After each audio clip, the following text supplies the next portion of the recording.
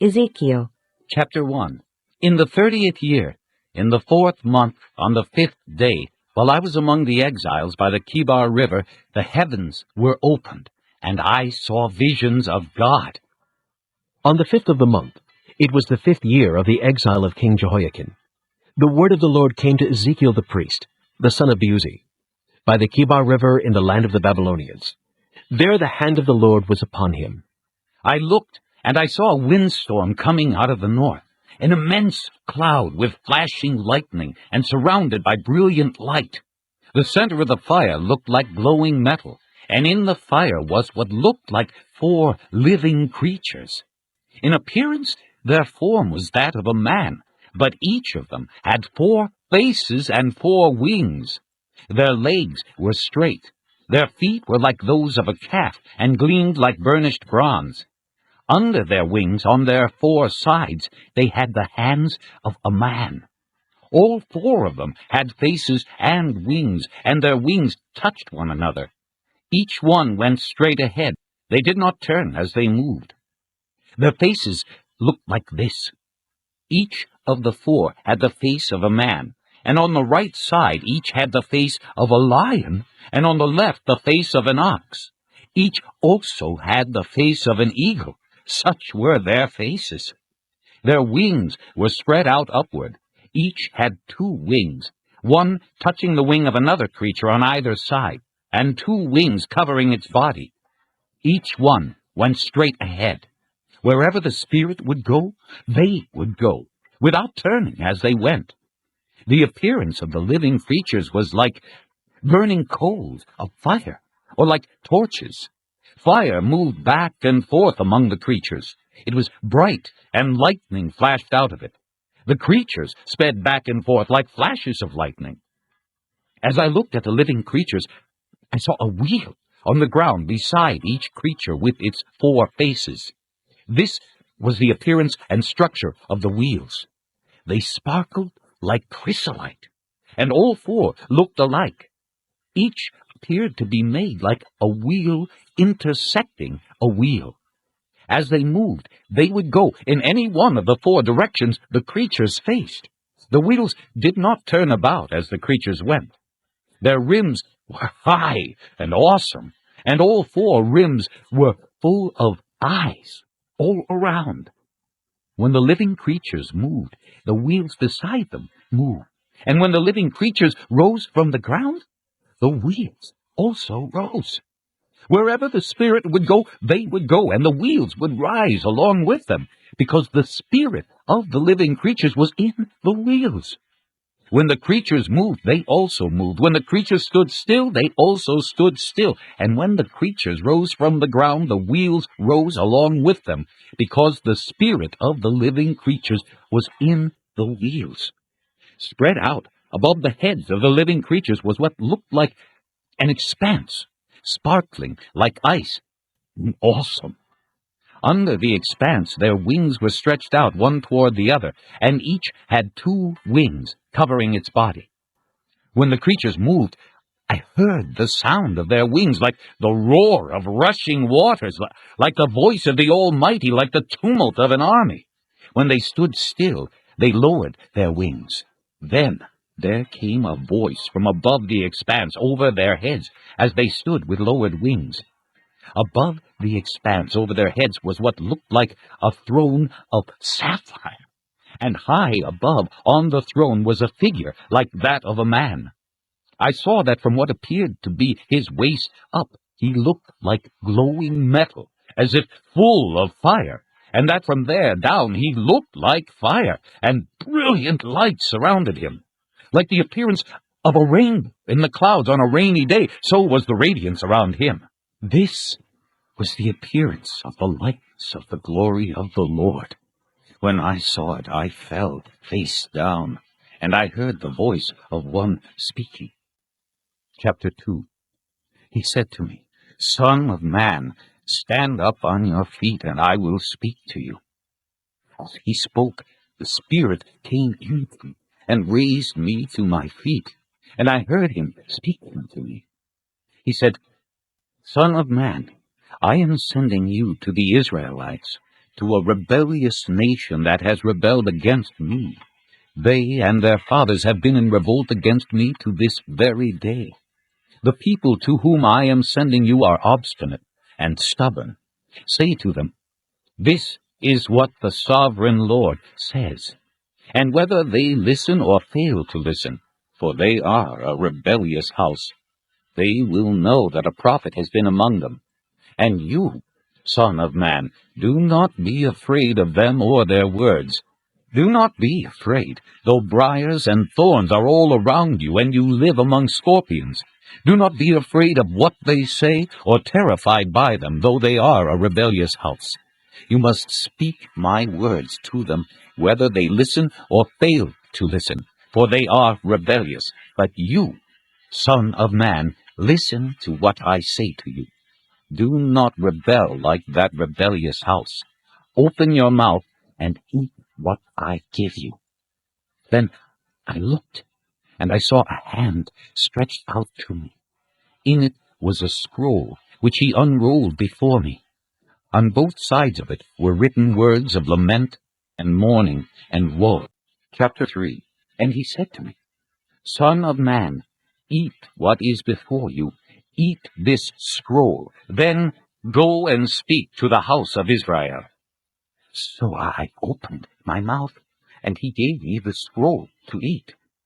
Then he said to me, "Son of man, eat this scroll I am giving you, and fill your stomach with it." So I ate it, and it tasted as sweet as honey in my mouth. He then said to me, "Son of man, go now to the house of Israel, and speak my words to them. You are not being sent to a people of obscure speech and difficult language, but to the house of Israel. Not to many peoples of obscure speech and difficult language whose words you cannot understand. Surely, if I had sent you to them, they would have listened to you. But the house of Israel is not willing to listen to you, because they are not willing to listen to me. For the whole house of Israel is hardened and obstinate. But I will make you as unyielding and hardened as they are. I will make your forehead like the hardest stone, harder than flint. Do not be afraid of them or terrified by them, though they are a rebellious house." And he said to me, "Son of man, listen carefully, and take to heart all the words I speak to you. Go now to your countrymen in exile, and speak to them. Say to them, 'This is what the sovereign Lord says,' whether they listen or fail to listen." Then the Spirit lifted me up, and I heard behind me a loud rumble sound. May the glory of the Lord be praised in his dwelling place. The sound of the wings of the living creatures brushing against each other, and the sound of the wheels beside them, a loud, rumbling sound. The Spirit then lifted me up and took me away, and I went in bitterness, and in the anger of my spirit, with the strong hand of the Lord upon me. I came to the exiles who lived at Tel Aviv near the Kibar River, and there, where they were living, I sat among them for 7 days, overwhelmed. At the end of 7 days, the word of the Lord came to me. "Son of man, I have made you a watchman for the house of Israel. So hear the word I speak, and give them warning from me. When I say to a wicked man, 'You will surely die,' and you do not warn him or speak out to dissuade him from his evil ways in order to save his life, that wicked man will die for his sin, and I will hold you accountable for his blood. But if you do warn the wicked man, and he does not turn from his wickedness or from his evil ways, he will die for his sin, but you will have saved yourself. Again, when a righteous man turns from his righteousness and does evil, and I put a stumbling block before him, he will die. Since you did not warn him, he will die for his sin. The righteous things he did will not be remembered, and I will hold you accountable for his blood. But if you do warn the righteous man not to sin, and he does not sin, he will surely live because he took warning. and you will have saved yourself. The hand of the Lord was upon me there, and he said to me, Get up, and go out to the plain, and there I will speak to you. So I got up and went out to the plain, and the glory of the Lord was standing there, like the glory I had seen by the Kibar River, and I fell face down. Then the Spirit came into me and raised me to my feet.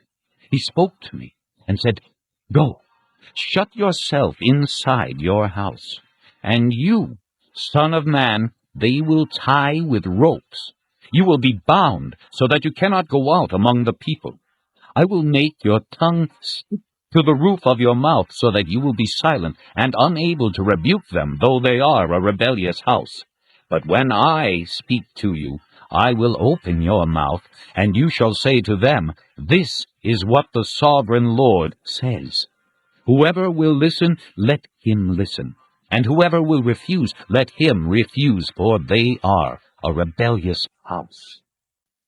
Chapter 4. Now, son of man, take a clay tablet, put it in front of you, and draw the city of Jerusalem on it. Then lay siege to it. Erect siege works against it. Build a ramp up to it. Set up camps against it, and put battering rams around it. Then take an iron pan. Place it as an iron wall between you and the city, and turn your face toward it. It will be under siege, and you shall besiege it. This will be a sign to the house of Israel. Then lie on your left side, and put the sin of the house of Israel upon yourself. You are to bear their sin for the number of days you lie on your side. I have assigned you the same number of days as the years of their sin. So, for 390 days you will bear the sin of the house of Israel. After you have finished this, lie down again, this time on your right side, and bear the sin of the house of Judah. I have assigned you 40 days, a day for each year. Turn your face toward the siege of Jerusalem, and with bared arm prophesy against her. I will tie you up with ropes, so that you cannot turn from one side to the other until you have finished the days of your siege. Take wheat and barley, beans and lentils, millet and spelt. Put them in a storage jar and use them to make bread for yourself. You are to eat it during the 390 days you lie on your side. Weigh out 20 shekels of food to eat each day, and eat it at set times. Also measure out 1/6 of a hin of water, and drink it at set times. Eat the food as you would a barley cake. Bake it in the sight of the people, using human excrement for fuel. The Lord said, In this way the people of Israel will eat defiled food among the nations where I will drive them. Then I said, Not so, sovereign Lord. I have never defiled myself. From my youth until now, I have never eaten anything found dead or torn by wild animals. No unclean meat has ever entered my mouth. Very well, he said. I will let you bake your bread over cow manure instead of human excrement. He then said to me, Son of man, I will cut off the supply of food in Jerusalem. The people will eat rationed food in anxiety, and drink rationed water in despair, for food and water will be scarce. They will be appalled at the sight of each other, and will waste away because of their sin. Chapter 5. Now, son of man, take a sharp sword, and use it as a barber's razor to shave your head and your beard. Then take a set of scales, and divide up the hair. When the days of your siege come to an end, burn 1/3 of the hair with fire inside the city. Take 1/3 and strike it with the sword all around the city, and scatter 1/3 to the wind, or I will pursue them with drawn sword. But take a few strands of hair, and tuck them away in the folds of your garment. Again, take a few of these and throw them into the fire and burn them up. A fire will spread from there to the whole house of Israel. This is what the sovereign Lord says. This is Jerusalem, which I have set in the center of the nations, with countries all around her. Yet in her wickedness she has rebelled against my laws and decrees more than the nations and countries around her. She has rejected my laws and has not followed my decrees. Therefore, this is what the sovereign Lord says. You have been more unruly than the nations around you, and have not followed my decrees or kept my laws. You have not even conformed to the standards of the nations around you. Therefore, this is what the sovereign Lord says. I myself am against you, Jerusalem, and I will inflict punishment on you in the sight of the nations. Because of all your detestable idols, I will do to you what I have never done before and will never do again. Therefore, in your midst, fathers will eat their children, and children will eat their fathers. I will inflict punishment on you and will scatter all your survivors to the winds. Therefore, as surely as I live, declares the sovereign Lord, because you have defiled my sanctuary with all your vile images and detestable practices, I myself will withdraw my favor. I will not look on you with pity or spare you. A third of your people will die of the plague, or perish by famine inside you. A third will fall by the sword outside your walls, and a third I will scatter to the winds and pursue with drawn sword. Then my anger will cease, and my wrath against them will subside, and I will be avenged. And when I have spent my wrath upon them, they will know that I, the Lord, have spoken in my zeal. I will make you a ruin and a reproach among the nations around you, in the sight of all who pass by. You will be a reproach and a taunt, a warning and an object of horror to the nations around you when I inflict punishment on you in anger and in wrath and with stinging rebuke. I, the Lord, have spoken. When I shoot at you with my deadly and destructive arrows of famine, I will shoot to destroy you. I will bring more and more famine upon you, and cut off your supply of food. I will send famine and wild beasts against you, and they will leave you childless. Plague and bloodshed will sweep through you, and I will bring the sword against you. I, the Lord, have spoken. Chapter 6. The word of the Lord came to me. Son of man, set your face against the mountains of Israel. Prophesy against them, and say, O mountains of Israel, hear the word of the sovereign Lord. This is what the sovereign Lord says to the mountains and hills, to the ravines and valleys. I am about to bring a sword against you, and I will destroy your high places. Your altars will be demolished, and your incense altars will be smashed, and I will slay your people in front of your idols.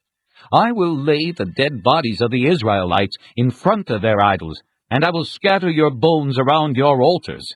Wherever you live, the towns will be laid waste, and the high places demolished, so that your altars will be laid waste and devastated, your idols smashed and ruined, your incense altars broken down, and what you have made wiped out.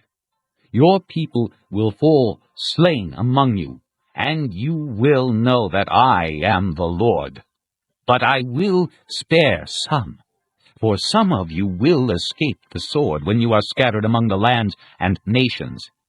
Then, in the nations where they have been carried captive, those who escape will remember me, how I have been grieved by their adulterous hearts, which have turned away from me, and by their eyes, which have lusted after their idols.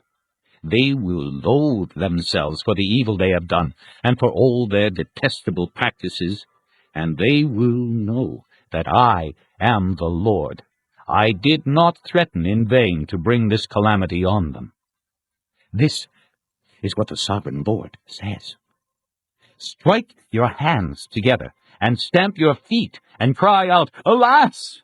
Because of all the wicked and detestable practices of the house of Israel, for they will fall by the sword, famine, and plague. He that is far away will die of the plague, and he that is near will fall by the sword, and he that survives and is spared will die of famine. So will I spend my wrath upon them.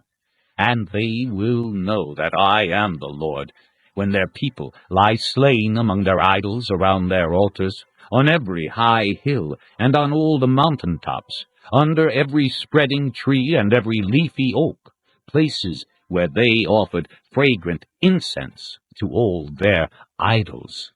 And I will stretch out my hand against them, and make the land a desolate waste, from the desert to Diblah, wherever they live. Then they will know that I am the Lord. Chapter 7. The word of the Lord came to me.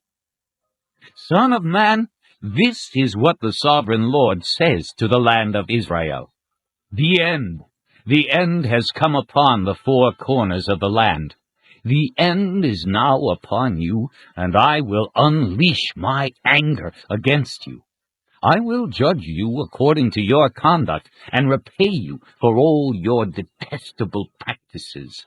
I will not look on you with pity, or spare you. I will surely repay you for your conduct, and the detestable practices among you. Then you will know that I am the Lord. This is what the sovereign Lord says. Disaster! An unheard-of disaster is coming. The end has come. The end has come. It has roused itself against you. It has come. Doom has come upon you, you who dwell in the land. The time has come. The day is near. There is panic, not joy, upon the mountains. I am about to pour out my wrath on you and spend my anger against you. I will judge you according to your conduct, and repay you for all your detestable practices. I will not look on you with pity, or spare you. I will repay you in accordance with your conduct and the detestable practices among you. Then you will know that it is I, the Lord, who strikes the blow. The day is here. It has come. Doom has burst forth, the rod has budded, arrogance has blossomed. Violence has grown into a rod to punish wickedness. None of the people will be left, none of that crowd, no wealth, nothing of value. The time has come, the day has arrived. Let not the buyer rejoice, nor the seller grieve, for wrath is upon the whole crowd. The seller will not recover the land he has sold as long as both of them live, for the vision concerning the whole crowd will not be reversed. Because of their sins, not one of them will preserve his life. Though they blow the trumpet and get everything ready, no one will go into battle, for my wrath is upon the whole crowd. Outside is the sword, inside are plague and famine. Those in the country will die by the sword, and those in the city will be devoured by famine and plague. All who survive and escape will be in the mountains, moaning like doves of the valleys, each because of his sins.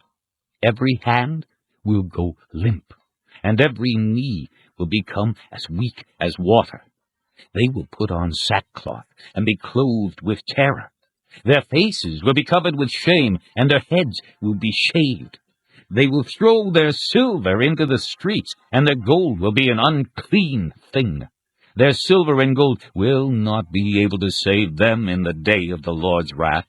They will not satisfy their hunger, or fill their stomachs with it, for it has made them stumble into sin. They were proud of their beautiful jewelry, and used it to make their detestable idols and vile images. Therefore I will turn these into an unclean thing for them.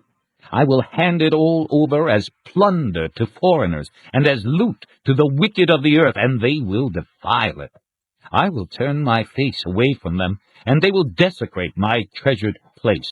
Robbers will enter it and desecrate it.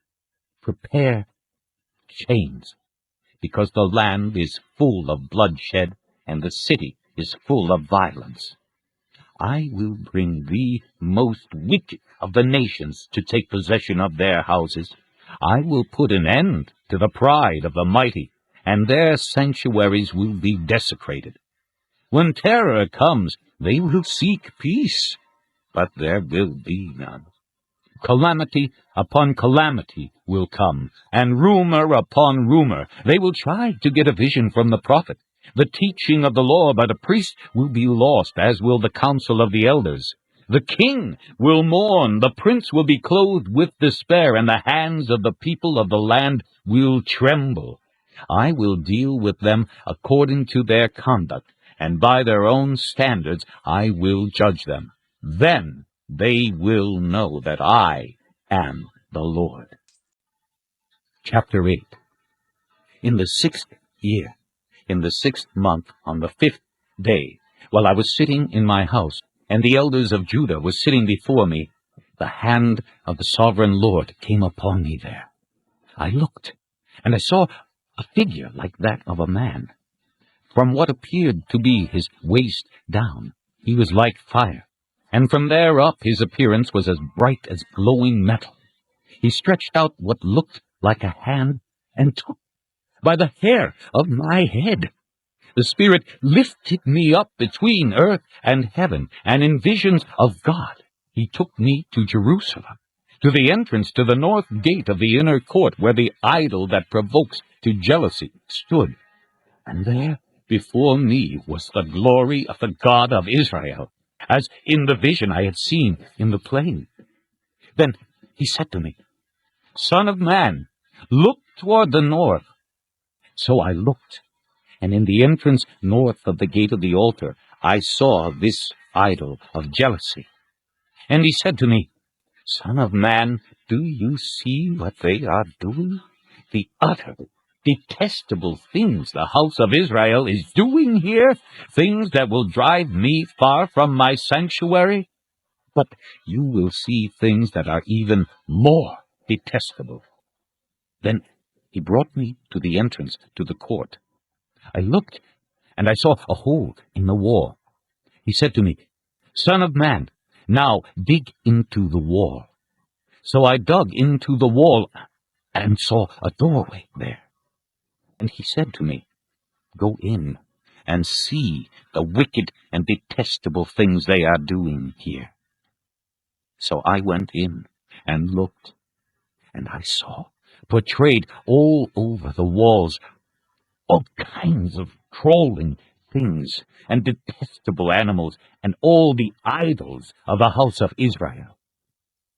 In front of them stood 70 elders of the house of Israel, and Jaazaniah son of Shaphan was standing among them. Each had a censer in his hand, and a fragrant cloud of incense was rising.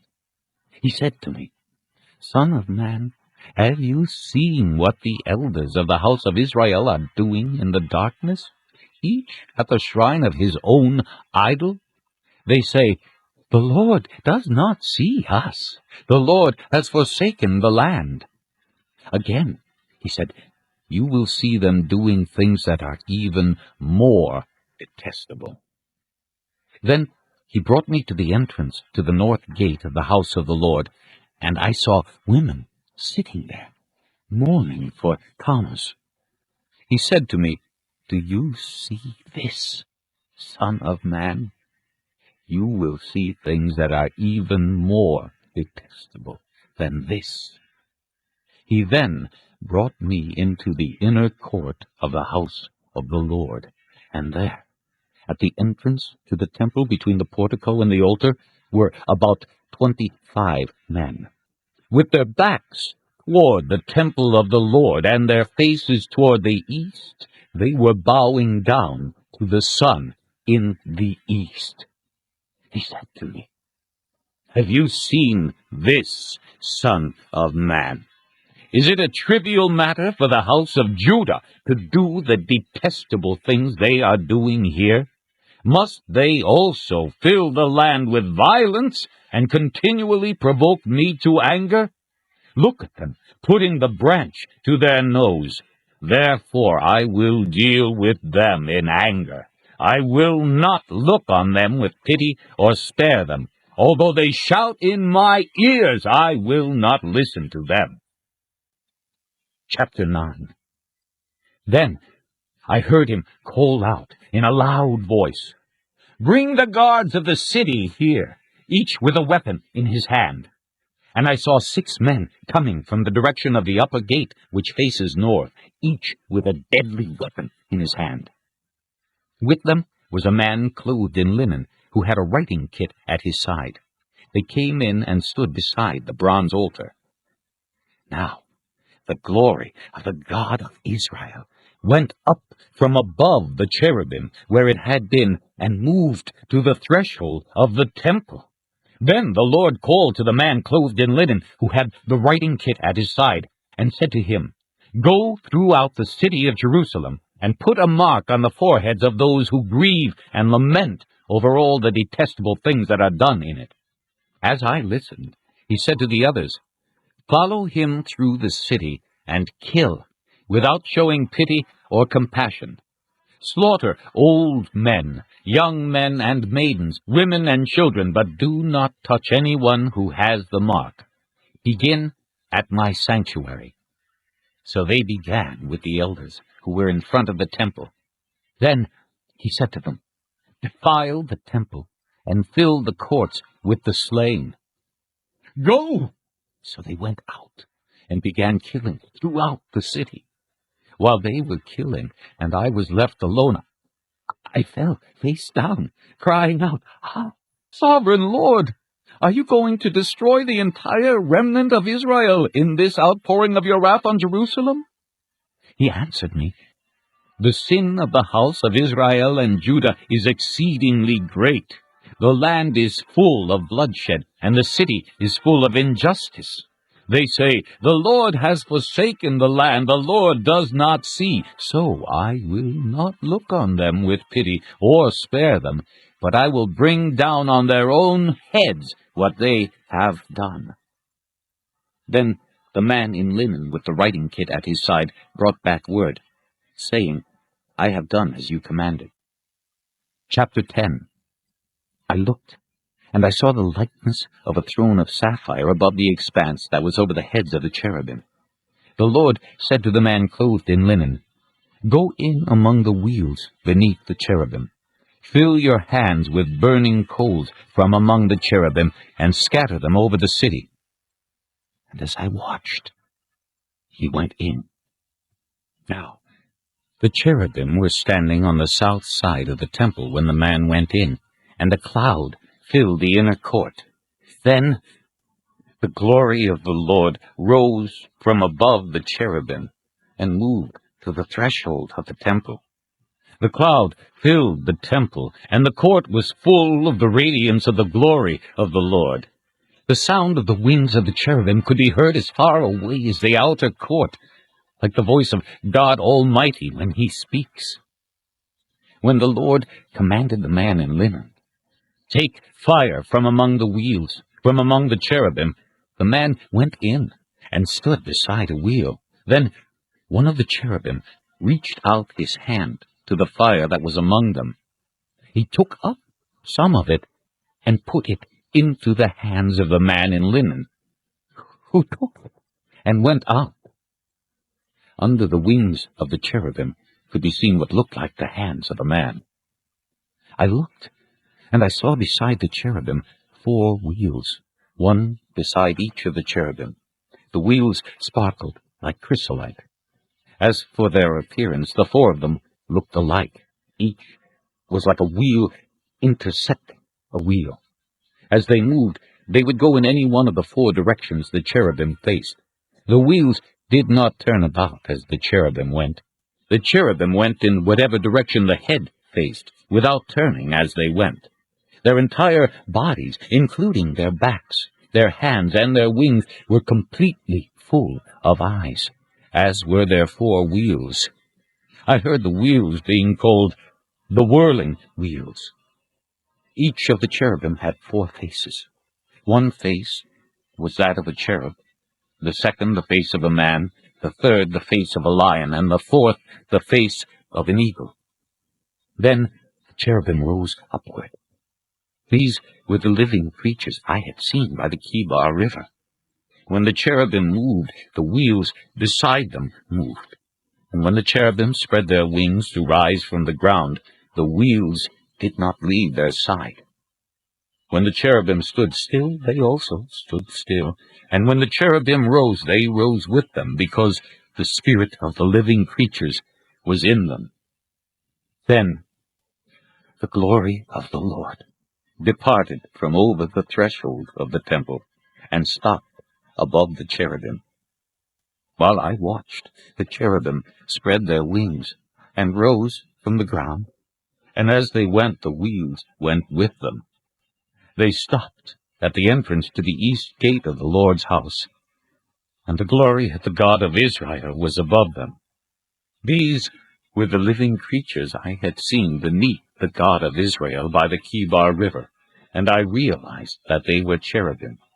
Each had 4 faces and 4 wings, and under their wings was what looked like the hands of a man. Their faces had the same appearance as those I had seen by the Kibar River. Each one went straight ahead. Chapter 11. Then the Spirit lifted me up, and brought me to the gate of the house of the Lord that faces east. There, at the entrance to the gate, were 25 men. And I saw among them Jaazaniah, son of Azur, and Pelatiah, son of Phaneah, leaders of the people. The Lord said to me, Son of man, these are the men who are plotting evil and giving wicked advice in this city. They say, Will it not soon be time to build houses? This city is a cooking pot, and we are the meat. Therefore prophesy against them. Prophesy, Son of man. Then the Spirit of the Lord came upon me, and he told me to say, This is what the Lord says. That is what you are saying, O house of Israel, but I know what is going through your mind. You have killed many people in this city, and filled its streets with the dead. Therefore, this is what the sovereign Lord says. The bodies you have thrown there are the meat, and this city is the pot. But I will drive you out of it. You fear the sword, and the sword is what I will bring against you, declares the sovereign Lord. I will drive you out of the city, and hand you over to foreigners, and inflict punishment on you. You will fall by the sword, and I will execute judgment on you at the borders of Israel. Then you will know that I am the Lord. This city will not be a pot for you, nor will you be the meat in it. I will execute judgment on you at the borders of Israel. And you will know that I am the Lord, for you have not followed my decrees, or kept my laws, but have conformed to the standards of the nations around you. Now, as I was prophesying, Pelatiah, son of Benaiah, died. Then I fell face down and cried out in a loud voice, Sovereign Lord, will you completely destroy the remnant of Israel? The word of the Lord came to me. Son of man, your brothers who are your blood relatives, and the whole house of Israel are those of whom the people of Jerusalem have said, They are far away from the Lord. This land was given to us as our possession. Therefore say, This is what the sovereign Lord says. Although I sent them far away among the nations, and scattered them among the countries, yet for a little while I have been a sanctuary for them in the countries where they have gone. Therefore say, This is what the sovereign Lord says. I will gather you from the nations, and bring you back from the countries where you have been scattered, and I will give you back the land of Israel again. They will return to it, and remove all its vile images and detestable idols. I will give them an undivided heart, and put a new spirit in them. I will remove from them their heart of stone, and give them a heart of flesh. Then they will follow my decrees, and be careful to keep my laws. They will be my people, and I will be their God. But as for those whose hearts are devoted to their vile images and detestable idols, I will bring down on their own heads what they have done, declares the sovereign Lord. Then the cherubim, with the wheels beside them, spread their wings, and the glory of the God of Israel was above them. The glory of the Lord went up from within the city, and stopped above the mountain east of it. The Spirit lifted me up and brought me to the exiles in Babylonia in the vision given by the Spirit of God. Then the vision I had seen went up from me, and I told the exiles everything the Lord had shown me. This concludes disc number 42. Chapter 12. The word of the Lord came to me. Son of man, you are living among a rebellious people. They have eyes to see, but do not see, and ears to hear, but do not hear, for they are a rebellious people. Therefore, son of man, pack your belongings for exile, and in the daytime, as they watch, set out and go from where you are to another place. Perhaps they will understand, though they are a rebellious house. During the daytime, while they watch, bring out your belongings packed for exile. Then, in the evening, while they are watching, go out like those who go into exile. While they watch, dig through the wall and take your belongings out through it. Put them on your shoulder as they are watching, and carry them out at dusk. Cover your face, so that you cannot see the land, for I have made you a sign to the house of Israel. So I did as I was commanded. During the day I brought out my things packed for exile. Then in the evening I dug through the wall with my hands. I took my belongings out at dusk, carrying them on my shoulders while they watched. In the morning the word of the Lord came to me. Son of man, did not that rebellious house of Israel ask you, what are you doing? Say to them, this is what the sovereign Lord says. This oracle concerns the prince in Jerusalem and the whole house of Israel who are there. Say to them, I am a sign to you. As I have done, so it will be done to them. They will go into exile as captives. The prince among them will put his things on his shoulder at dusk and leave, and a hole will be dug in the wall for him to go through. He will cover his face so that he cannot see the land. I will spread my net for him, and he will be caught in my snare. I will bring him to Babylonia, the land of the Chaldeans, but he will not see it, and there he will die. I will scatter to the winds all those around him, his staff, and all his troops, and I will pursue them with drawn sword. They will know that I am the Lord, when I disperse them among the nations and scatter them through the countries. But I will spare a few of them from the sword, famine, and plague, so that in the nations where they go they may acknowledge all their detestable practices. Then they will know that I am the Lord. The word of the Lord came to me. Son of man, tremble as you eat your food, and shudder in fear as you drink your water. Say to the people of the land, this is what the sovereign Lord says about those living in Jerusalem and in the land of Israel. They will eat their food in anxiety and drink their water in despair, for their land will be stripped of everything in it because of the violence of all who live there. The inhabited towns will be laid waste, and the land will be desolate. Then you will know that I am the Lord. The word of the Lord came to me. Son of man, what is this proverb you have in the land of Israel? The days go by, and every vision comes to nothing? Say to them, this is what the sovereign Lord says. I am going to put an end to this proverb, and they will no longer quote it in Israel. Say to them, the days are near when every vision will be fulfilled. For there will be no more false visions or flattering divinations among the people of Israel. But I, the Lord, will speak what I will, and it shall be fulfilled without delay. For in your days, you rebellious house, I will fulfill whatever I say, declares the sovereign Lord. The word of the Lord came to me. Son of man, the house of Israel is saying, the vision he sees is for many years from now, and he prophesies about the distant future. Therefore say to them, this is what the sovereign Lord says. None of my words will be delayed any longer.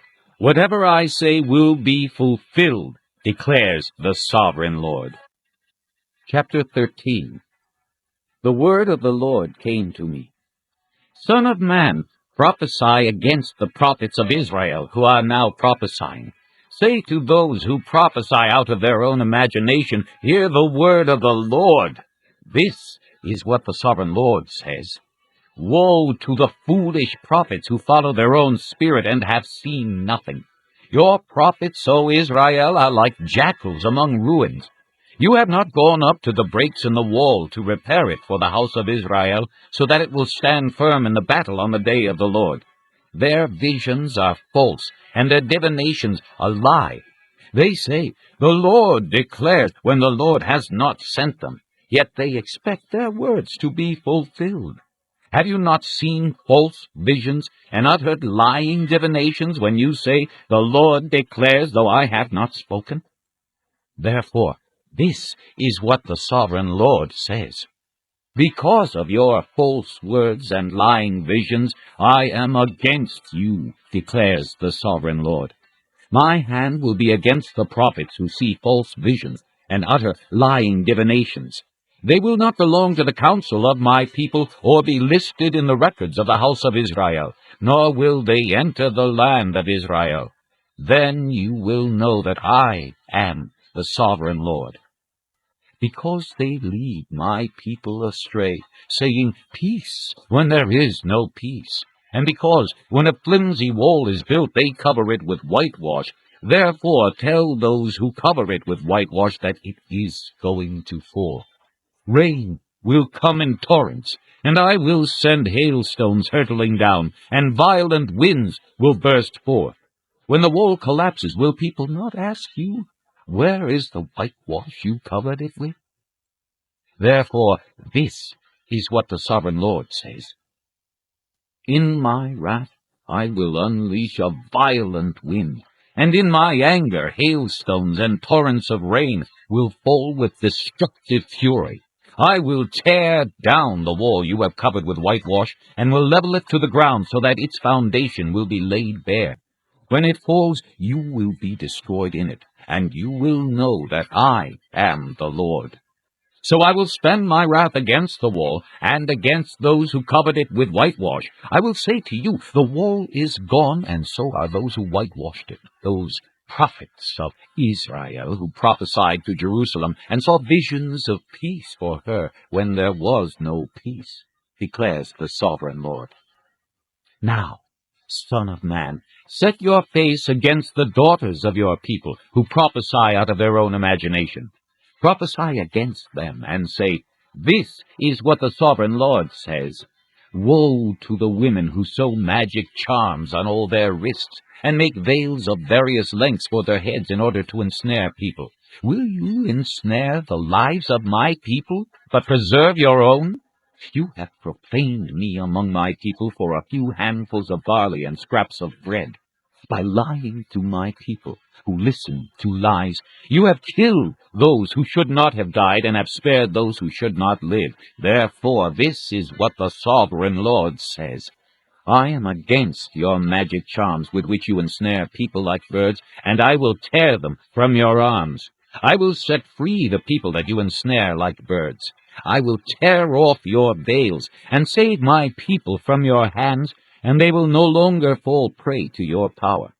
Then you will know that I am the Lord. Because you disheartened the righteous with your lies, when I had brought them no grief, and because you encouraged the wicked not to turn from their evil ways and so save their lives, therefore you will no longer see false visions or practice divination. I will save my people from your hands, and then you will know that I am the Lord. Chapter 14. Some of the elders of Israel came to me and sat down in front of me. Then the word of the Lord came to me. Son of man, these men have set up idols in their hearts, and put wicked stumbling blocks before their faces. Should I let them inquire of me at all? Therefore speak to them and tell them, this is what the sovereign Lord says. When any Israelite sets up idols in his heart and puts a wicked stumbling block before his face, and then goes to a prophet, I, the Lord, will answer him myself in keeping with his great idolatry. I will do this to recapture the hearts of the people of Israel, who have all deserted me for their idols. Therefore say to the house of Israel, this is what the sovereign Lord says, repent. Turn from your idols, and renounce all your detestable practices. When any Israelite or any alien living in Israel separates himself from me, and sets up idols in his heart, and puts a wicked stumbling block before his face, and then goes to a prophet to inquire of me, I, the Lord, will answer him myself. I will set my face against that man, and make him an example and a byword. I will cut him off from my people. Then you will know that I am the Lord. And if the prophet is enticed to utter a prophecy, I, the Lord, have enticed that prophet, and I will stretch out my hand against him and destroy him from among my people Israel. They will bear their guilt. The prophet will be as guilty as the one who consults him.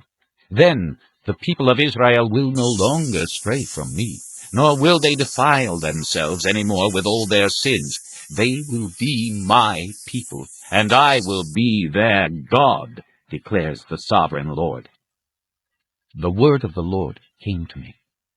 Son of man, if a country sins against me by being unfaithful, and I stretch out my hand against it to cut off its food supply, and send famine upon it, and kill its men and their animals, even if these 3 men, Noah, Daniel, and Job, were in it, they could save only themselves by their righteousness, declares the sovereign Lord. Or if I send wild beasts through that country, and they leave it childless, and it becomes desolate so that no one can pass through it because of the beasts, as surely as I live, declares the sovereign Lord, even if these 3 men were in it, they could not save their own sons or daughters. They alone would be saved, but the land would be desolate. Or if I bring a sword against that country, and say, let the sword pass throughout the land, and I kill its men and their animals, as surely as I live, declares the sovereign Lord, even if these 3 men were in it, they could not save their own sons or daughters. They alone would be saved. Or if I send a plague into that land, and pour out my wrath upon it through bloodshed, killing its men and their animals, as surely as I live, declares the sovereign Lord, even if Noah, Daniel, and Job were in it, they could save neither son nor daughter. They would save only themselves by their righteousness. For this is what the sovereign Lord says. How much worse will it be when I send against Jerusalem my 4 dreadful judgments, sword and famine and wild beasts and plague, to kill its men and their animals. Yet there will be some survivors, sons and daughters who will be brought out of it. They will come to you, and when you see their conduct and their actions, you will be consoled regarding the disaster I have brought upon Jerusalem. Every disaster I have brought upon it, you will be consoled when you see their conduct and their actions, for you will know that I have done nothing in it without cause, declares the sovereign Lord. Chapter 15. The word of the Lord came to me. Son of man, how is the wood of a vine better than that of a branch on any of the trees in the forest? Is wood ever taken from it to make anything useful? Do they make pegs from it to hang things on?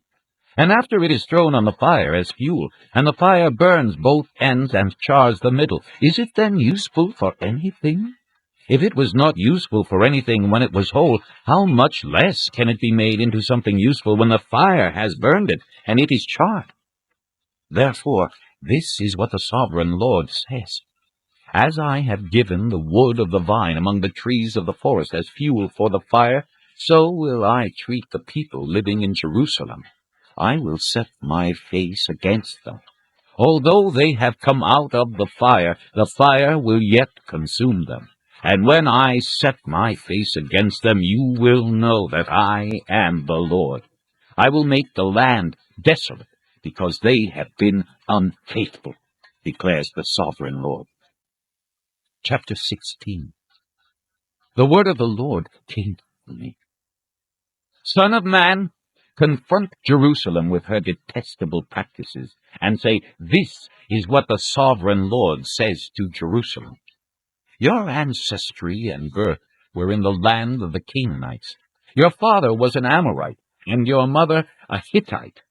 On the day you were born, your cord was not cut, nor were you washed with water to make you clean, nor were you rubbed with salt or wrapped in cloths.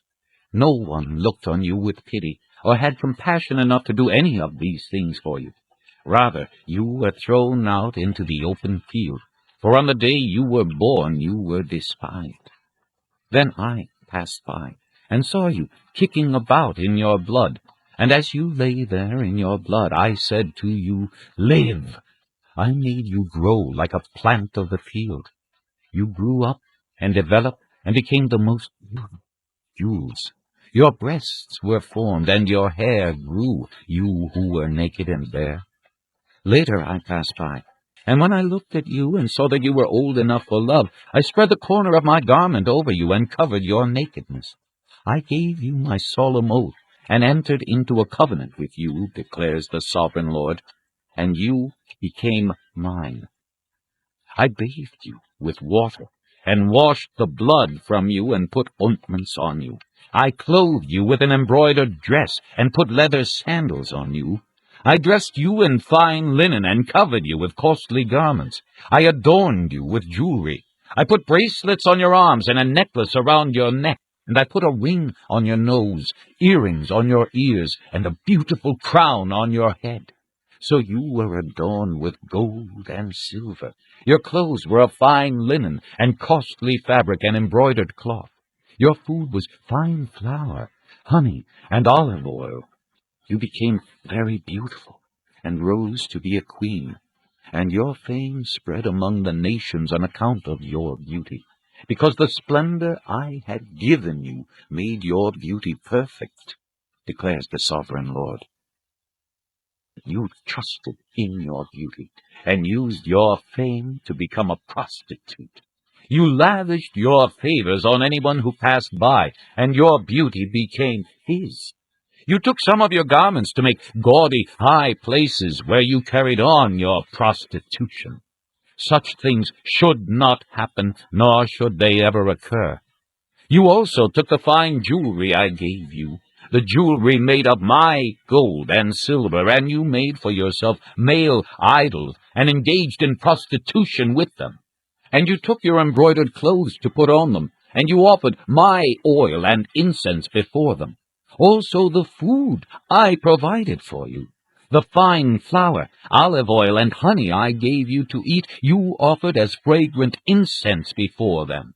This is what happened, declares the sovereign Lord. And you took your sons and daughters, whom you bore to me, and sacrificed them as food to the idols. Was your prostitution not enough? You slaughtered my children and sacrificed them to the idols. In all your detestable practices and your prostitution, you did not remember the days of your youth when you were naked and bare, kicking about in your blood. Woe! Woe to you, declares the sovereign Lord. In addition to all your other wickedness, you built a mound for yourself and made a lofty shrine in every public square. At the head of every street you built your lofty shrines and degraded your beauty, offering your body with increasing promiscuity to anyone who passed by. You engaged in prostitution with the Egyptians, your lustful neighbors, and provoked me to anger with your increasing promiscuity. So I stretched out my hand against you and reduced your territory. I gave you over to the greed of your enemies, the daughters of the Philistines, who were shocked by your lewd conduct. You engaged in prostitution with the Assyrians, too, because you were insatiable. And even after that, you still were not satisfied. Then you increased your promiscuity to include Babylonia, a land of merchants, but even with this you were not satisfied. How weak-willed you are, declares the sovereign Lord, when you do all these things, acting like a brazen prostitute. When you built your mounds at the head of every street and made your lofty shrines in every public square, you were unlike a prostitute because you scorned payment. You dauntless wife! You prefer strangers to your own husband. Every prostitute receives a fee, but you give gifts to all your lovers, bribing them to come to you from everywhere for your illicit favors. So in your prostitution you are the opposite of others. No one runs after you for your favors. You are the very opposite, for you give payment, and none is given to you. Therefore, you prostitute, hear the word of the Lord. This is what the sovereign Lord says. Because you poured out your wealth and exposed your nakedness in your promiscuity with your lovers, and because of all your detestable idols, and because you gave them your children's blood, therefore I am going to gather all your lovers with whom you found pleasure, those you loved as well as those you hated. I will gather them against you from all around, and will strip you in front of them, and they will see all your nakedness. I will sentence you to the punishment of women who commit adultery and who shed blood. I will bring upon you the blood vengeance of my wrath and jealous anger. Then I will hand you over to your lovers, and they will tear down your mounds and destroy your lofty shrines. They will strip you of your clothes, and take your fine jewelry, and leave you naked and bare. They will bring a mob against you, who will stone you and hack you to pieces with their swords. They will burn down your houses and inflict punishment on you in the sight of many women. I will put a stop to your prostitution, and you will no longer pay your lovers. Then my wrath against you will subside, and my jealous anger will turn away from you. I will be calm and no longer angry. Because you did not remember the days of your youth, but enraged me with all these things, I will surely bring down on your head what you have done, declares the sovereign Lord. Did you not add lewdness to all your other detestable practices? Everyone who quotes Proverbs will quote this proverb about you.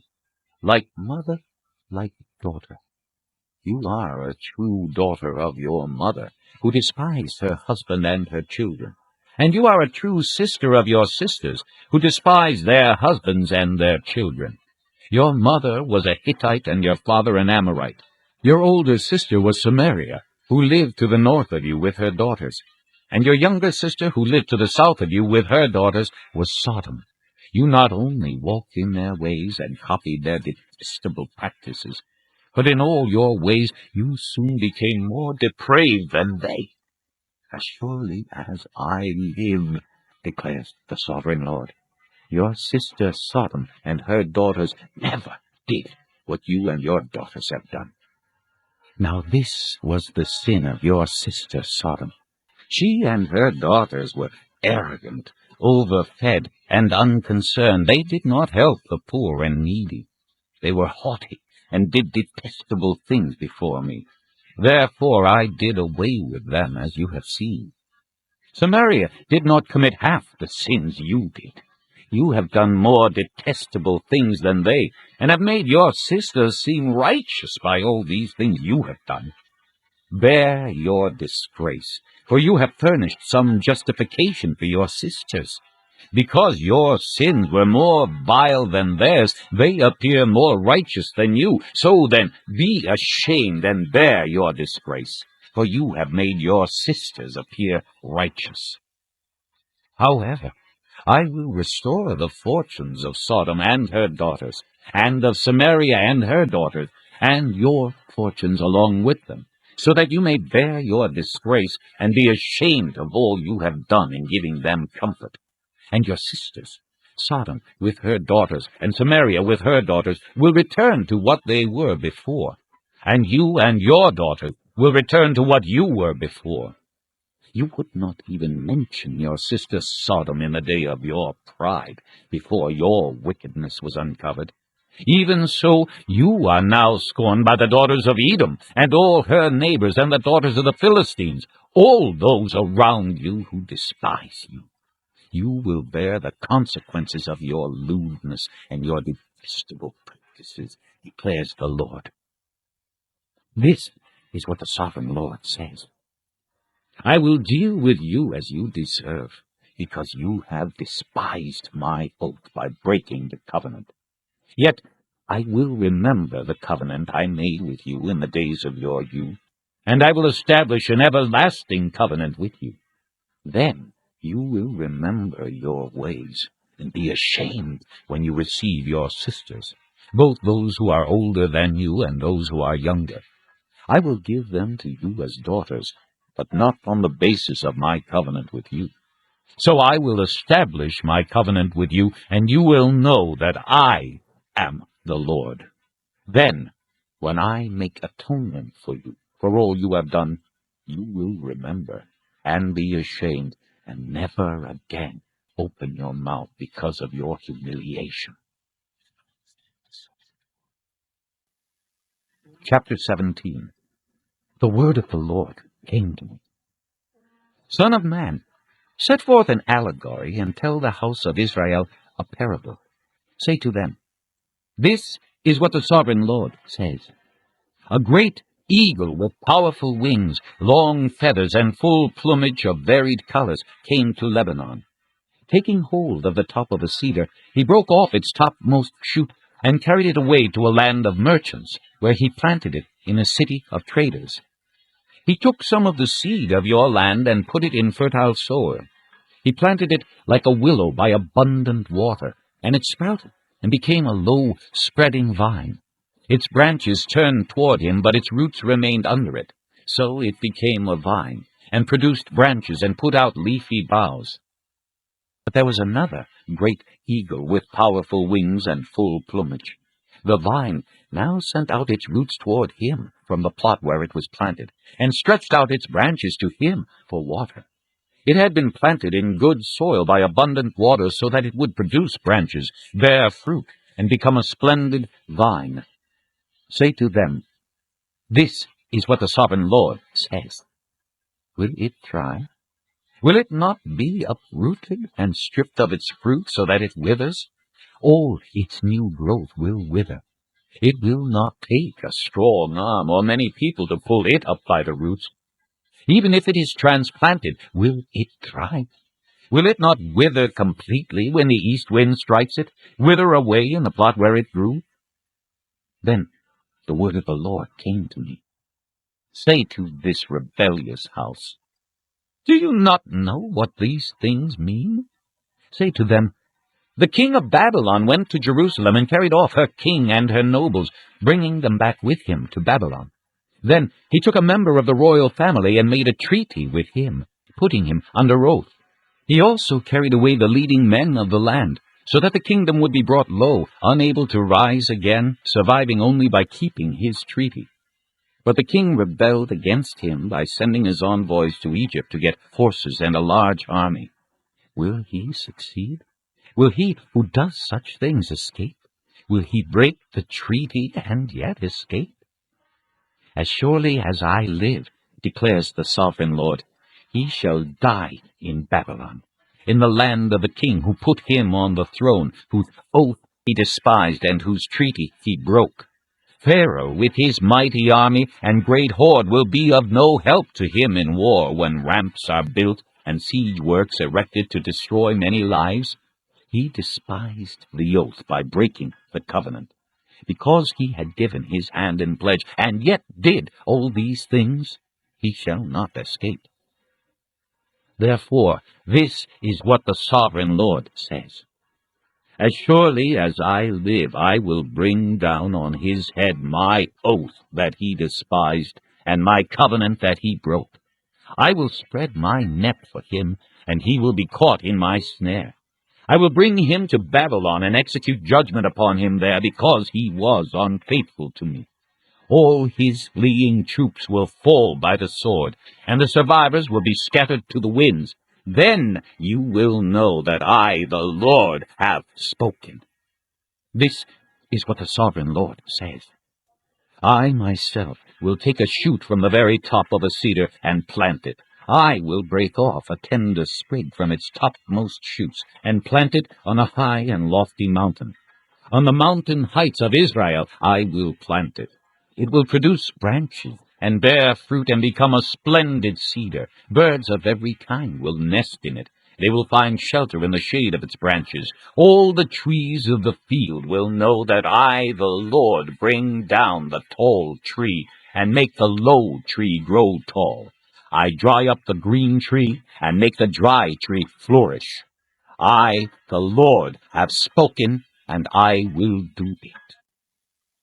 Chapter 18. The word of the Lord came to me. What do you people mean by quoting this proverb about the land of Israel? The fathers eat sour grapes, and the children's teeth are set on edge. As surely as I live, declares the sovereign Lord, you will no longer quote this proverb in Israel. For every living soul belongs to me, the Father as well as the Son. Both alike belong to me. The soul who sins is the one who will die. Suppose there is a righteous man who does what is just and right. He does not eat at the mountain shrines or look to the idols of the house of Israel. He does not defile his neighbor's wife or lie with a woman during her period. He does not oppress anyone, but returns what he took in pledge for a loan. He does not commit robbery, but gives his food to the hungry, and provides clothing for the naked. He does not lend at usury or take excessive interest. He withholds his hand from doing wrong, and judges fairly between man and man. He follows my decrees and faithfully keeps my laws. That man is righteous. He will surely live, declares the sovereign Lord. Suppose he has a violent son who sheds blood or does any of these other things, though the father has done none of them. He eats at the mountain shrines. He defiles his neighbor's wife. He oppresses the poor and needy. He commits robbery. He does not return what he took in pledge. He looks to the idols. He does detestable things. He lends at usury and takes excessive interest. Will such a man live? He will not. Because he has done all these detestable things, he will surely be put to death, and his blood will be on his own head. But suppose this son has a son who sees all the sins his father commits, and though he sees them, he does not do such things. He does not eat at the mountain shrines, or look to the idols of the house of Israel. He does not defile his neighbor's wife. He does not oppress anyone, or require a pledge for a loan. He does not commit robbery, but gives his food to the hungry, and provides clothing for the naked. He withholds his hand from sin, and takes no usury or excessive interest. He keeps my laws, and follows my decrees. He will not die for his father's sin. He will surely live. But his father will die for his own sin, because he practiced extortion, robbed his brother, and did what was wrong among his people. Yet you ask, why does the son not share the guilt of his father? Since the son has done what is just and right, and has been careful to keep all my decrees, he will surely live. The soul who sins is the one who will die. The son will not share the guilt of the father, nor will the father share the guilt of the son. The righteousness of a righteous man will be credited to him, and the wickedness of the wicked will be charged against him. But if a wicked man turns away from all the sins he has committed, and keeps all my decrees, and does what is just and right, he will surely live. He will not die. None of the offenses he has committed will be remembered against him. Because of the righteous things he has done, he will live. Do I take any pleasure in the death of the wicked, declares the sovereign Lord? Rather, am I not pleased when they turn from their ways and live? But if a righteous man turns from his righteousness and commits sin, and does the same detestable things the wicked man does, will he live? None of the righteous things he has done will be remembered. Because of the unfaithfulness he is guilty of, and because of the sins he has committed, he will die. Yet you say, the way of the Lord is not just. Hear, O house of Israel, is my way unjust? Is it not your ways that are unjust? If a righteous man turns from his righteousness and commits sin, he will die for it. Because of the sin he has committed, he will die. But if a wicked man turns away from the wickedness he has committed, and does what is just and right, he will save his life.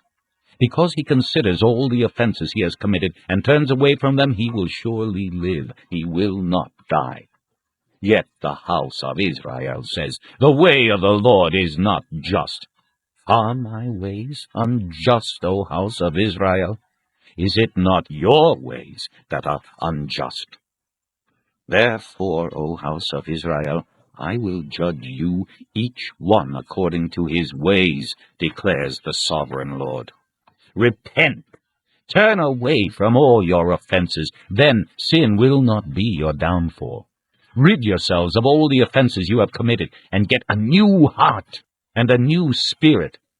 Why will you die, O house of Israel? For I take no pleasure in the death of anyone, declares the sovereign Lord. Repent and live. Chapter 19. Take up a lament concerning the princes of Israel, and say, what a lioness was your mother among the lions! She lay down among the young lions and reared her cubs. She brought up one of her cubs, and he became a strong lion. He learned to tear the prey, and he devoured men. The nations heard about him, and he was trapped in their pit. They led him with hooks to the land of Egypt. When she saw her hope unfulfilled, her expectation gone, she took another of her cubs and made him a strong lion. He prowled among the lions, for he was now a strong lion. He learned to tear the prey, and he devoured men. He broke down their strongholds and devastated their towns. The land and all who were in it were terrified by his roaring. Then the nations came against him. Those from regions round about, they spread their net for him, and he was trapped in their pit. With hooks they pulled him into a cage and brought him to the king of Babylon. They put him in prison, so his roar was heard no longer on the mountains of Israel.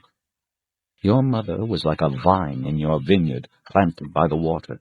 It was fruitful and full of branches because of abundant water. Its branches were strong, fit for a ruler's scepter. It towered high above the thick foliage, conspicuous for its height and for its many branches, but it was uprooted in fury and thrown to the ground. The east wind made it shrivel. It was stripped of its fruit. Its strong branches withered, and fire consumed them. Now it is planted in the desert, in a dry and thirsty land. Fire spread from one of its main branches and consumed its fruit. No strong branch is left on it, fit for a ruler's scepter.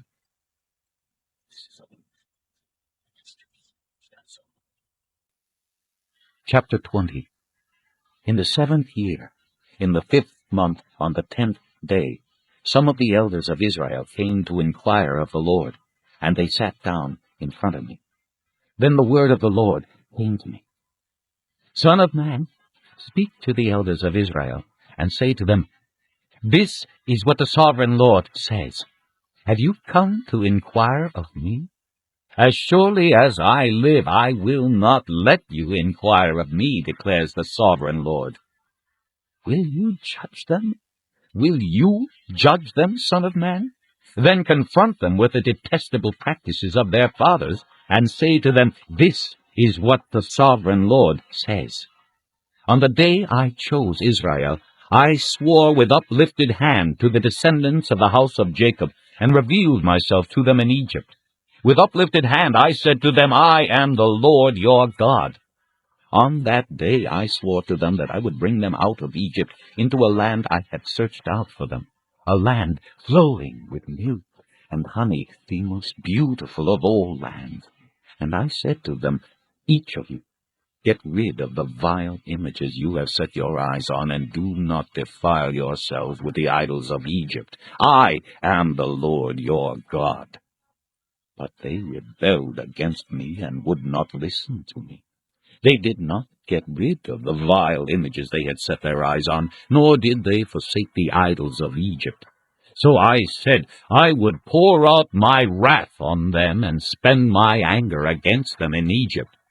But for the sake of my name, I did what would keep it from being profaned in the eyes of the nations they lived among, and in whose sight I had revealed myself to the Israelites by bringing them out of Egypt. Therefore I led them out of Egypt, and brought them into the desert. I gave them my decrees, and made known to them my laws, for the man who obeys them will live by them. Also I gave them my Sabbaths as a sign between us, so they would know that I, the Lord, made them holy. Yet the people of Israel rebelled against me in the desert. They did not follow my decrees, but rejected my laws, although the man who obeys them will live by them, and they utterly desecrated my Sabbaths. So I said I would pour out my wrath on them and destroy them in the desert.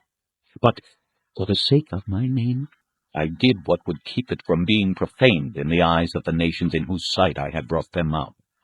Also, with uplifted hand I swore to them in the desert that I would not bring them into the land I had given them, a land flowing with milk and honey, most beautiful of all lands, because they rejected my laws, and did not follow my decrees, and desecrated my Sabbaths, for their hearts were devoted to their idols.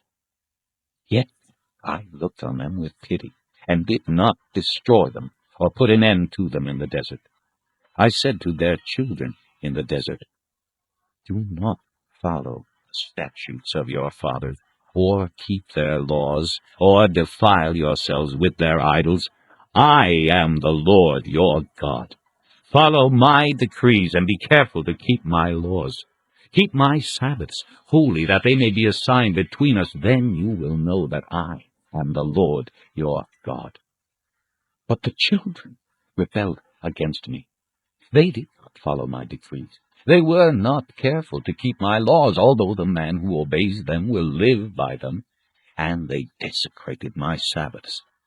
So I said I would pour out my wrath on them and spend my anger against them in the desert, but I withheld my hand.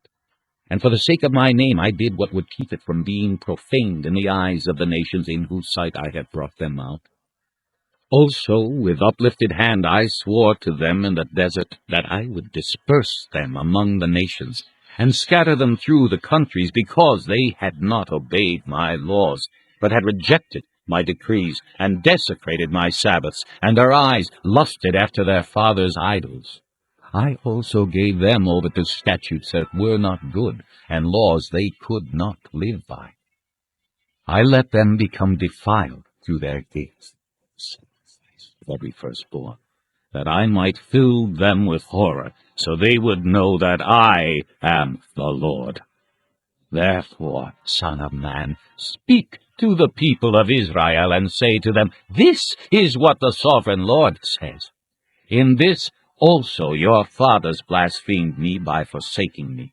When I brought them into the land I had sworn to give them, and they saw any high hill or any leafy tree, there they offered their sacrifices, made offerings that provoked me to anger, presented their fragrant incense, and poured out their drink offerings. Then I said to them, What is this high place you go to?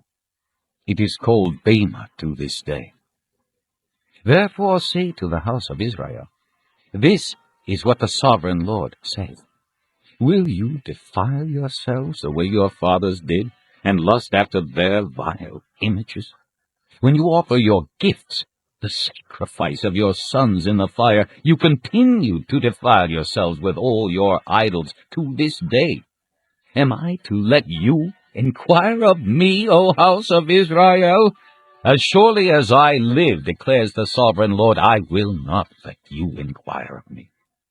You say, we want to be like the nations, like the peoples of the world, who serve wood and stone, but what you have in mind will never happen. As surely as I live, declares the sovereign Lord, I will rule over you with a mighty hand, and an outstretched arm, and with outpoured wrath. I will bring you from the nations, and gather you from the countries where you have been scattered, with a mighty hand, and an outstretched arm, and with outpoured wrath. I will bring you into the desert of the nations, and there, face to face, I will execute judgment upon you. As I judged your fathers in the desert of the land of Egypt, so I will judge you, declares the sovereign Lord. I will take note of you as you pass under my rod, and I will bring you into the bond of the covenant. I will purge you of those who revolt and rebel against me. Although I will bring them out of the land where they are living, yet they will not enter the land of Israel. Then you will know that I am the Lord. As for you, O house of Israel, this is what the sovereign Lord says. Go and serve your idols, every one of you. But afterward you will surely listen to me, and no longer profane my holy name with your gifts and idols. For on my holy mountain, the high mountain of Israel, declares the sovereign Lord, there in the land the entire house of Israel will serve me, and there I will accept them. There I will require your offerings and your choice gifts, along with all your holy sacrifices. I will accept you as fragrant incense when I bring you out from the nations, and gather you from the countries where you have been scattered, and I will show myself holy among you in the sight of the nations. Then you will know that I am the Lord, when I bring you into the land of Israel, the land I had sworn with uplifted hand to give to your fathers. There you will remember your conduct, and all the actions by which you have defiled yourselves, and you will loathe yourselves for all the evil you have done. You will know that I am the Lord when I deal with you for my name's sake, and not according to your evil ways and your corrupt practices, O house of Israel, declares the sovereign Lord. The word of the Lord came to me. Son of man, set your face toward the south. Preach against the south, and prophesy against the forest of the southland. Say to the southern forest, hear the word of the Lord. This is what the sovereign Lord says. I am about to set fire to you, and it will consume all your trees, both green and dry. The blazing flame will not be quenched, and every face from south to north will be scorched by it. Everyone will see that I, the Lord, have kindled it. It will not be quenched. Then I said, Sovereign Lord, they are saying of me, isn't he just telling parables? Chapter 21. The word of the Lord came to me. Son of man, set your face against Jerusalem, and preach against the sanctuary. Prophesy against the land of Israel, and say to her, this is what the Lord says. I am against you. I will draw my sword from its scabbard, and cut off from you both the righteous and the wicked. Because I am going to cut off the righteous and the wicked, my sword will be unsheathed against everyone from south to north. Then all people will know that I, the Lord, have drawn my sword from its scabbard. It will not return again. Therefore groan, son of man, groan before them with broken heart and bitter grief. And when they ask you, why are you groaning? You shall say, because of the news that is coming. Every heart will melt, and every hand go limp. Every spirit will become faint, and every knee become as weak as water. It is coming. It will surely take place, declares the sovereign Lord. The word of the Lord came to me. Son of man, prophesy, and say, this is what the Lord says. A sword, sharpened and polished, sharpened for the slaughter, polished to flash like lightning. Shall we rejoice in the scepter of my son Judah? The sword despises everything. The sword is appointed to be polished, to be grasped with the hand. It is sharpened and polished, made ready for the hand of the slayer. Cry out and wail, Son of Man, for it is against my people. It is against all the princes of Israel. They are thrown to the sword along with my people. Therefore beat your breast. Testing will surely come. And what if the scepter of Judah, which the sword despises, does not continue? Declares the sovereign Lord. So then, Son of Man, prophesy, and strike your hands together. Let the sword strike twice, even 3 times. It is a sword for slaughter, a sword for great slaughter, closing in on them from every side, so that hearts may melt and the fallen be many. I have stationed the sword for slaughter at all their gates. Oh, it is made to flash like lightning. It is grasped for slaughter. O sword, slash to the right, then to the left, wherever your blade is turned. I too will strike my hands together, and my wrath will subside. I, the Lord, have spoken. The word of the Lord came to me. Son of man, mark out 2 roads for the sword of the king of Babylon to take, both starting from the same country. Make a signpost where the road branches off to the city. Mark out 1 road for the sword to come against Rabbah of the Ammonites, and another against Judah and fortify Jerusalem. For the king of Babylon will stop at the fork in the road, at the junction of the 2 roads, to seek an omen. He will cast lots with arrows. He will consult his idols. He will examine the liver. Into his right hand will come the lot for Jerusalem, where he is to set up battering rams, to give the command to slaughter, to sound the battle cry, to set battering rams against the gates, to build a ramp, and to erect siege works. It will seem like a false omen to those who have sworn allegiance to him, but he will remind them of their guilt and take them captive. Therefore, this is what the sovereign Lord says.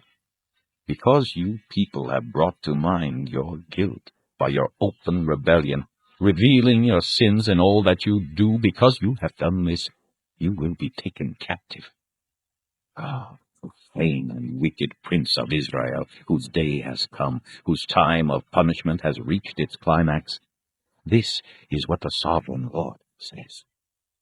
Take off the turban, remove the crown. It will not be as it was. The lowly will be exalted, and the exalted will be brought low. A ruin! A ruin! I will make it a ruin. It will not be restored until he comes to whom it rightfully belongs. To him I will give it. And you, Son of Man, prophesy, and say, this is what the sovereign Lord says about the Ammonites and their insults. A sword drawn for the slaughter, polished to consume and to flash like lightning. Despite false visions concerning you and lying divinations about you, it will be laid on the necks of the wicked who are to be slain, whose day has come, whose time of punishment has reached its climax. Return the sword to its scabbard. In the place where you were created, in the land of your ancestry, I will judge you. I will pour out my wrath upon you and breathe out my fiery anger against you. I will hand you over to brutal men skilled in destruction. You will be fuel for the fire. Your blood will be shed in your land. You will be remembered no more. For I, the Lord, have spoken. Chapter 22. The word of the Lord came to me. Son of man, will you judge her? Will you judge this city of bloodshed? Then confront her with all her detestable practices, and say, this is what the sovereign Lord says. O city that brings on herself doom by shedding blood in her midst, and defiles herself by making idols, you have become guilty because of the blood you have shed, and have become defiled by the idols you have made. You have brought your days to a close, and the end of your years has come. Therefore I will make you an object of scorn to the nations, and a laughingstock to all the countries. Those who are near and those who are far away will mock you, O infamous city, full of turmoil. See how each of the princes of Israel who are in you uses his power to shed blood. In you they have treated father and mother with contempt. In you they have oppressed the alien and mistreated the fatherless and the widow. You have despised my holy things and desecrated my Sabbaths. In you are slanderous men bent on shedding blood. In you are those who eat at the mountain shrines and commit lewd acts. In you are those who dishonor their father's bed. In you are those who violate women during their period when they are ceremonially unclean. In you, one man commits a detestable offense with his neighbor's wife, another shamefully defiles his daughter-in-law, and another violates his sister, his own father's daughter. In you, men accept bribes to shed blood.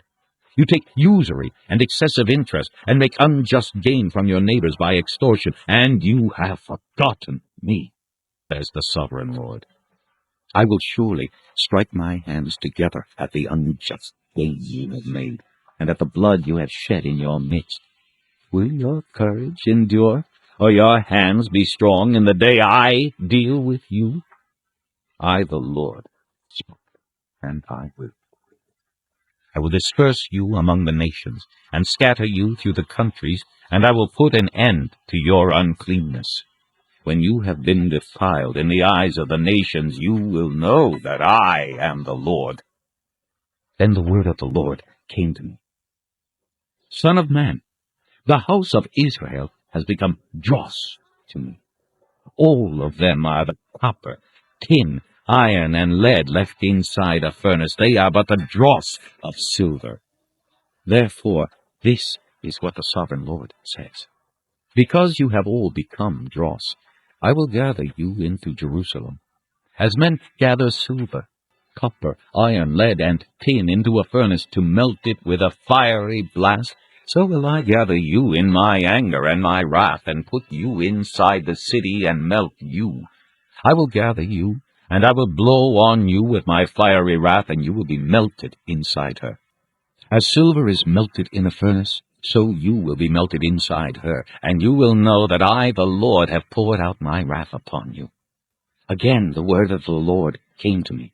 Son of man, say to the land, you are a land that has had no rain or showers in the day of wrath. There is a conspiracy of her princes within her, like a roaring lion tearing its prey.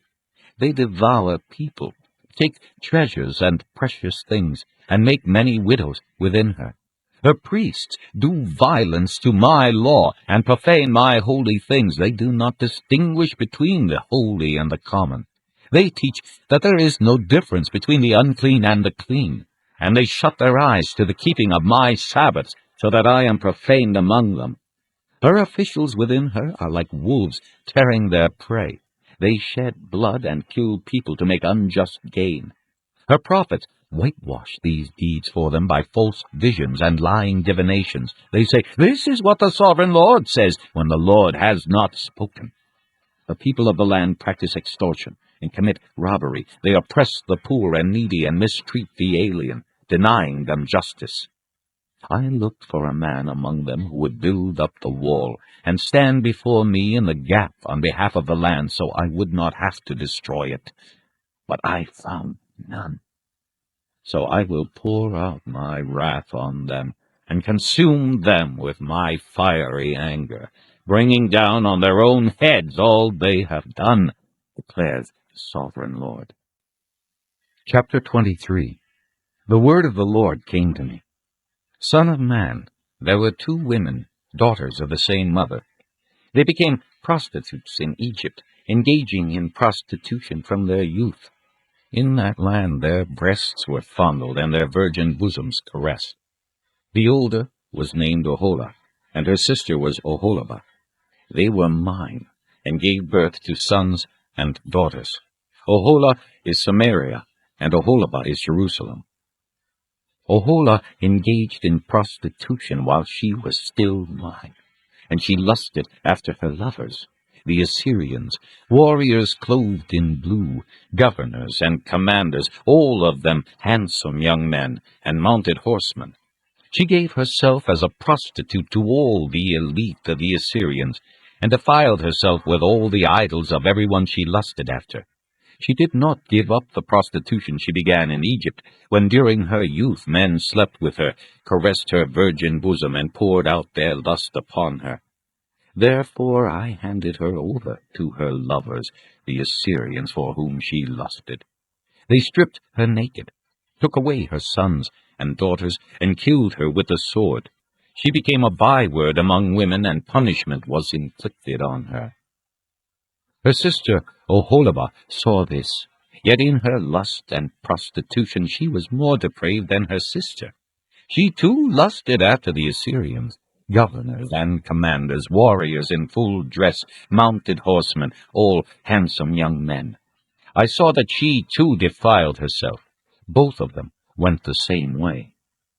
But she carried her prostitution still further.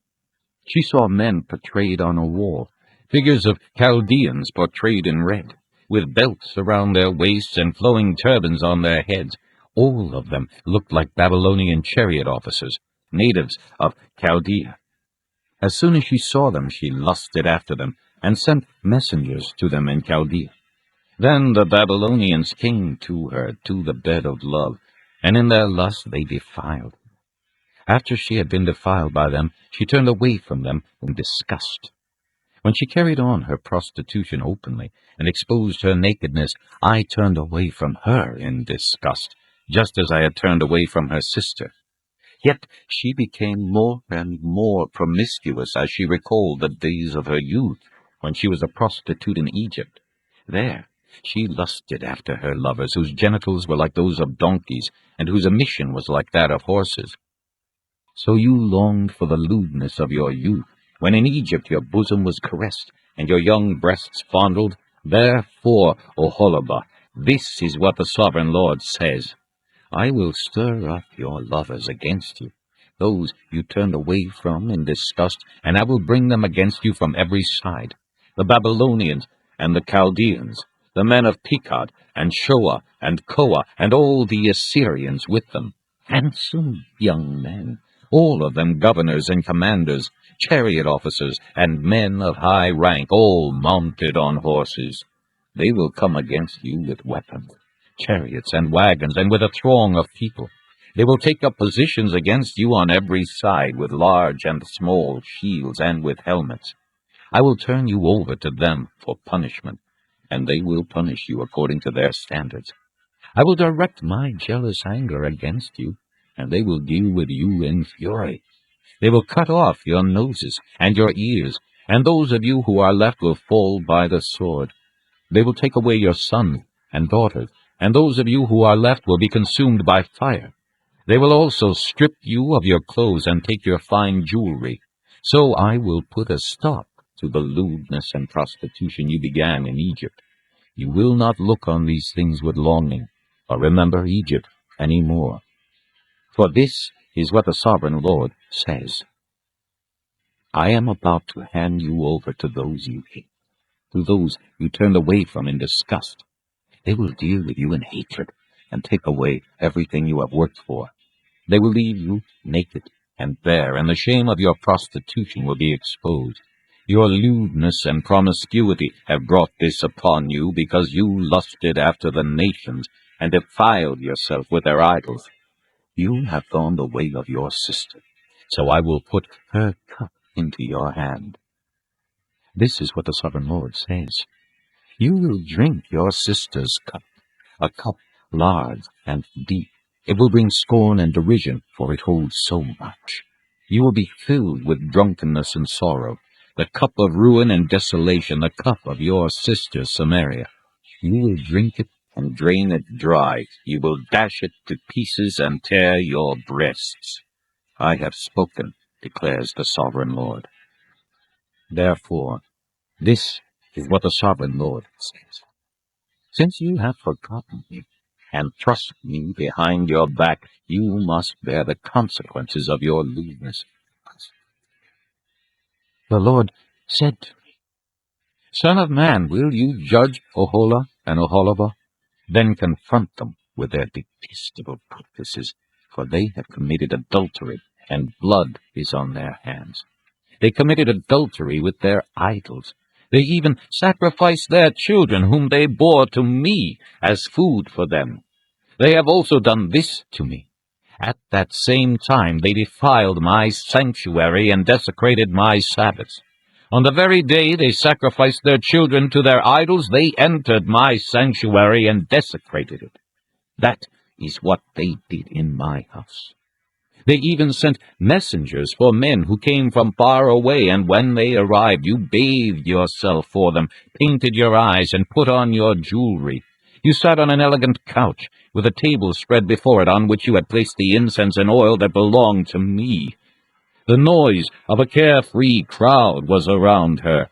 Sabaeans were brought from the desert, along with men from the rabble, and they put bracelets on the arms of the woman and her sister, and beautiful crowns on their heads. Then I said about the one worn out by adultery, now let them use her as a prostitute, for that is all she is. And they slept with her. As men sleep with a prostitute, so they slept with those lewd women, Oholah and Oholibah.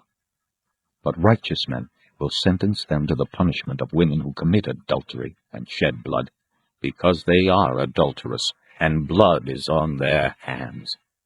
This is what the sovereign Lord says.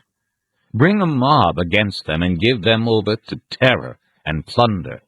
The mob will stone them and cut them down with their swords. They will kill their sons and daughters and burn down their houses. So I will put an end to lewdness in the land, that all women may take warning and not imitate you. You will suffer the penalty for your lewdness, and bear the consequences of your sins of idolatry. Then you will know that I am the sovereign Lord. Chapter 24.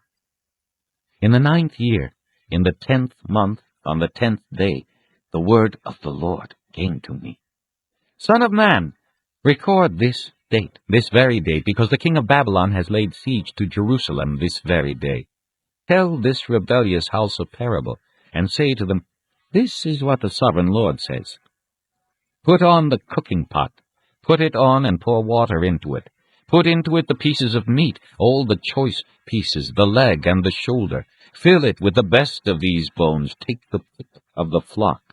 Pile wood beneath it for the bones. Bring it to a boil and cook the bones in it. For this is what the sovereign Lord says. Woe to the city of bloodshed, to the pot now encrusted, whose deposit will not go away. Empty it piece by piece, without casting lots for them. For the blood she shed is in her midst. She poured it on the bare rock. She did not pour it on the ground, where the dust would cover it. To stir up wrath and take revenge, I put her blood on the bare rock, so that it would not be covered. Therefore, this is what the sovereign Lord says. Woe to the city of bloodshed! I too will pile the wood high, so heap on the wood and kindle the fire. Cook the meat well, mixing in the spices, and let the bones be charred. Then set the empty pot on the coals till it becomes hot, and its copper glows, so its impurities may be melted and its deposit burned away. It has frustrated all efforts. Its heavy deposit has not been removed, not even by fire. Now your impurity is lewdness. Because I tried to cleanse you, but you would not be cleansed from your impurity, you will not be clean again until my wrath against you has subsided. I, the Lord, have spoken. The time has come for me to act. I will not hold back. I will not have pity, nor will I relent. You will be judged according to your conduct and your actions, declares the sovereign Lord. The word of the Lord came to me. Son of man, with one blow I am about to take away from you the delight of your eyes. Yet do not lament, or weep, or shed any tears. Groan quietly. Do not mourn for the dead. Keep your turban fastened and your sandals on your feet. Do not cover the lower part of your face, or eat the customary food of mourners. So I spoke to the people in the morning, and in the evening my wife died. The next morning I did as I had been commanded. Then the people asked me, "Won't you tell us what these things have to do with us?" So I said to them, "The word of the Lord came to me. Say to the house of Israel, this is what the sovereign Lord says. I am about to desecrate my sanctuary, the stronghold in which you take pride, the delight of your eyes, the object of your affection. The sons and daughters you left behind will fall by the sword, and you will do as I have done. You will not cover the lower part of your face, or eat the customary food of mourners. You will keep your turbans on your heads and your sandals on your feet. You will not mourn or weep, but will waste away because of your sins, and groan among yourselves. Ezekiel will be assigned to you. You will do just as he has done. When this happens, you will know that I am the sovereign Lord. And you, Son of Man, on the day I take away their stronghold, their joy and glory, the delight of their eyes, their heart's desire, and their sons and daughters as well. On that day a fugitive will come to tell you the news. At that time your mouth will be opened. You will speak with him and will no longer be silent. So you will be assigned to them, and they will know that I am the Lord. This concludes disc number 43. Chapter 25. The word of the Lord came to me. Son of man, set your face against the Ammonites and prophesy against them. Say to them, Hear the word of the sovereign Lord. This is what the sovereign Lord says. Because you said, Aha, over my sanctuary when it was desecrated, and over the land of Israel when it was laid waste, and over the people of Judah when they went into exile, therefore I am going to give you to the people of the east as a possession. They will set up their camps and pitch their tents among you. They will eat your fruit and drink your milk. I will turn Rabbah into a pasture for camels, and Ammon into a resting place for sheep. Then you will know that I am the Lord. For this is what the sovereign Lord says. Because you have clapped your hands and stamped your feet, rejoicing with all the malice of your heart against the land of Israel, therefore I will stretch out my hand against you, and give you as plunder to the nations. I will cut you off from the nations and exterminate you from the countries. I will destroy you, and you will know that I am the Lord. This is what the sovereign Lord says. Because Moab and Seir said, Look, the house of Judah has become like all the other nations, therefore I will expose the flank of Moab, beginning at its frontier towns, Beth-jeshimah, Baal-maon, and Kiriathaim, the glory of that land. I will give Moab along with the Ammonites to the people of the east as a possession, so that the Ammonites will not be remembered among the nations. And I will inflict punishment on Moab. Then they will know that I am the Lord.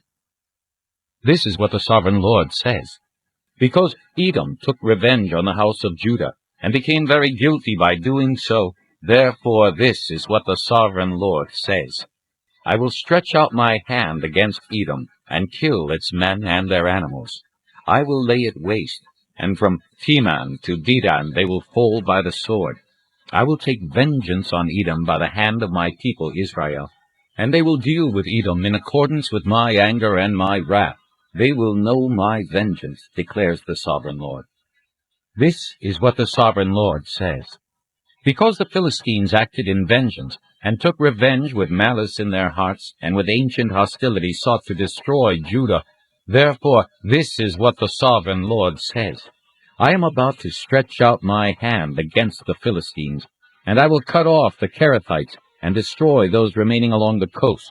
I will carry out great vengeance on them, and punish them in my wrath. Then they will know that I am the Lord, when I take vengeance on them. Chapter 26. In the 11th year, on the 1st day of the month, the word of the Lord came to me. Son of man, because Tyre has said of Jerusalem, Aha! The gate to the nations is broken, and its doors have swung open to me. Now that she lies in ruins, I will prosper. Therefore, this is what the sovereign Lord says. I am against you, O Tyre, and I will bring many nations against you, like the sea casting up its waves. They will destroy the walls of Tyre and pull down her towers. I will scrape away her rubble and make her a bare rock. Out in the sea she will become a place to spread fish nets, for I have spoken, declares the sovereign Lord. She will become plunder for the nations, and her settlements on the mainland will be ravaged by the sword. Then they will know that I am the Lord. For this is what the sovereign Lord says. From the north I am going to bring against Tyre Nebuchadnezzar, king of Babylon, king of kings, with horses and chariots, with horsemen and a great army. He will ravage your settlements on the mainland with the sword. He will set up siege works against you, build a ramp up to your walls, and raise his shields against you. He will direct the blows of his battering rams against your walls, and demolish your towers with his weapons. His horses will be so many that they will cover you with dust. Your walls will tremble at the noise of the war horses, wagons, and chariots when he enters your gates, as men enter a city whose walls have been broken through. The hoofs of his horses will trample all your streets. He will kill your people with the sword, and your strong pillars will fall to the ground. They will plunder your wealth and loot your merchandise. They will break down your walls and demolish your fine houses and throw your stones, timber, and rubble into the sea. I will put an end to your noisy songs, and the music of your harps will be heard no more. I will make you a bare rock, and you will become a place to spread fish nets. You will never be rebuilt, for I, the Lord, have spoken, declares the sovereign Lord. This is what the sovereign Lord says to Tyre. Will not the coastlands tremble at the sound of your fall, when the wounded groan and the slaughter takes place in you? Then all the princes of the coast will step down from their thrones, and lay aside their robes, and take off their embroidered garments. Clothed with terror, they will sit on the ground, trembling every moment, appalled at you. Then they will take up a lament concerning you, and say to you, How you are destroyed, O city of renown, peopled by men of the sea! You were a power on the seas, you and your citizens. You put your terror on all who live there. Now the coastlands tremble on the day of your fall. The islands in the sea are terrified at your collapse. This is what the sovereign Lord says. When I make you a desolate city, like cities no longer inhabited, and when I bring the ocean depths over you, and its vast waters cover you, then I will bring you down with those who go down to the pit, to the people of long ago. I will make you dwell in the earth below, as in ancient ruins, with those who go down to the pit, and you will not return or take your place in the land of the living. I will bring you to a horrible end, and you will be no more. You will be sought, but you will never again be found, declares the sovereign Lord. Chapter 27. The word of the Lord came to me. Son of man, take up a lament concerning Tyre. Say to Tyre, situated at the gateway to the sea, merchant of peoples on many coasts, this is what the sovereign Lord says. You say, O Tyre, I am perfect in beauty. Your domain was on the high seas. Your builders brought your beauty to perfection. They made all your timbers of pine trees from Senir. They took a cedar from Lebanon to make a mast for you. Of oaks from Bashan they made your oars. Of cypress wood from the coasts of Cyprus they made your deck, inlaid with ivory.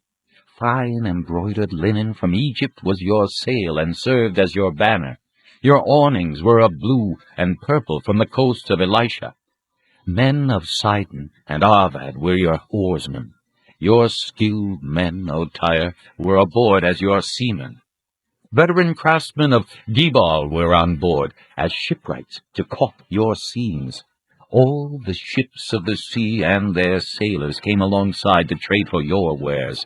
Men of Persia, Lydia, and Put served as soldiers in your army. They hung their shields and helmets on your walls, bringing you splendor. Men of Arvad and Helek manned your walls on every side.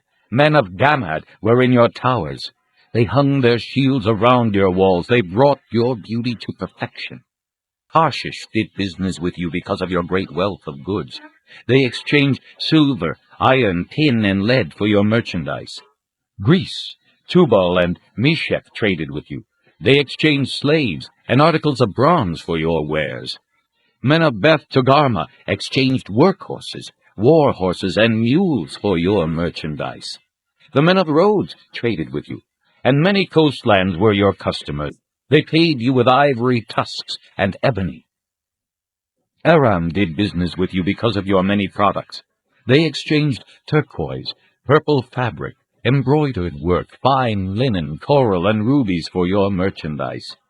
Judah and Israel traded with you. They exchanged wheat from minute and confections, honey, oil, and balm for your wares. Damascus, because of your many products and great wealth of goods, did business with you in wine from Helbon and wool from Zahar. Danites and Greeks from Uzal bought your merchandise.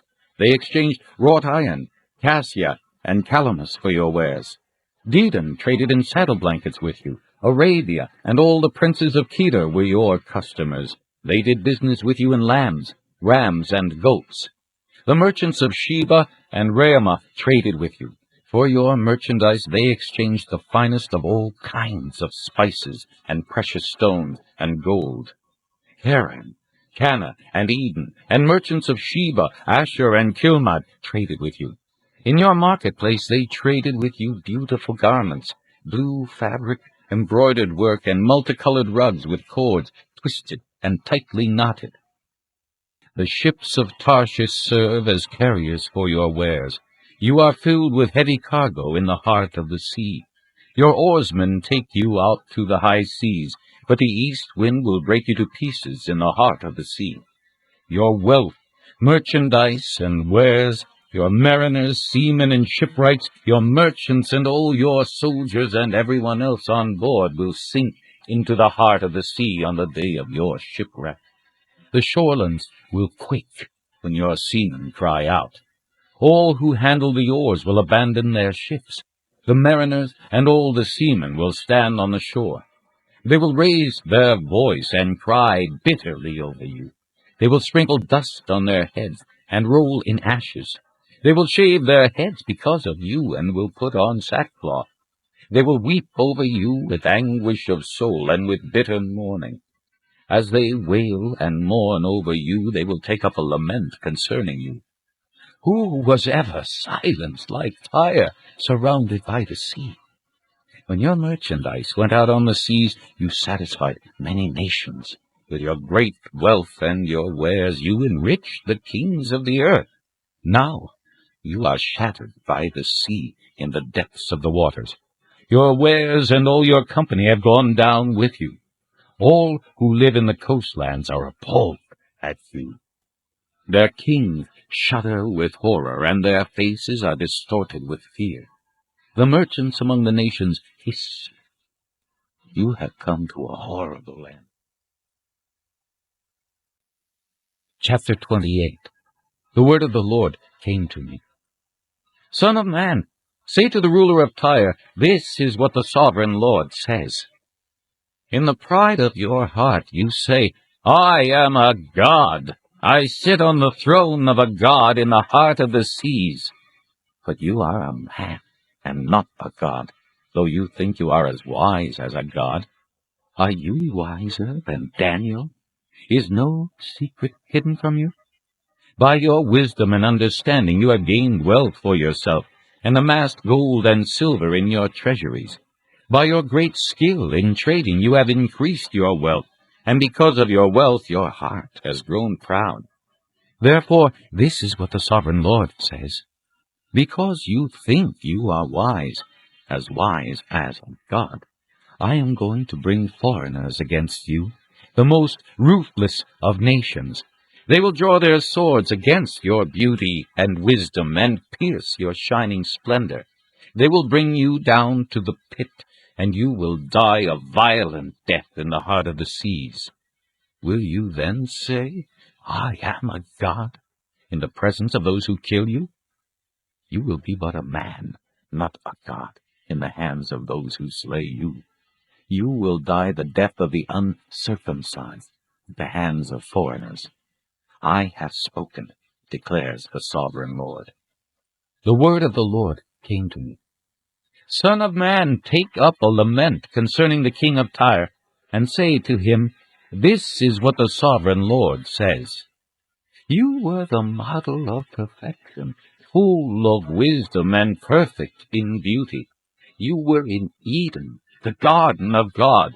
Every precious stone adorned you, ruby, topaz and emerald, chrysolite, onyx and jasper, sapphire, turquoise and beryl. Your settings and mountings were made of gold. On the day you were created, they were prepared. You were anointed as a guardian cherub, for so I ordained you. You were on the holy mount of God. You walked among the fiery stones. You were blameless in your ways from the day you were created till wickedness was found in you.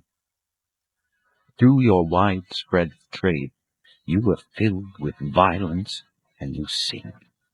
So I drove you in disgrace from the mount of God, and I expelled you, O guardian cherub, from among the fiery stones. Your heart became proud on account of your beauty, and you corrupted your wisdom because of your splendor. So I threw you to the earth. I made a spectacle of you before kings. By your many sins and dishonest trade, you have desecrated your sanctuaries. So I made a fire come out from you, and it consumed you, and I reduced you to ashes on the ground in the sight of all who were watching. All the nations who knew you are appalled at you. You have come to a horrible end, and will be no more. The word of the Lord came to me. Son of man, set your face against Sidon, prophesy against her, and say, This is what the sovereign Lord says. I am against you, O Sidon, and I will gain glory within you.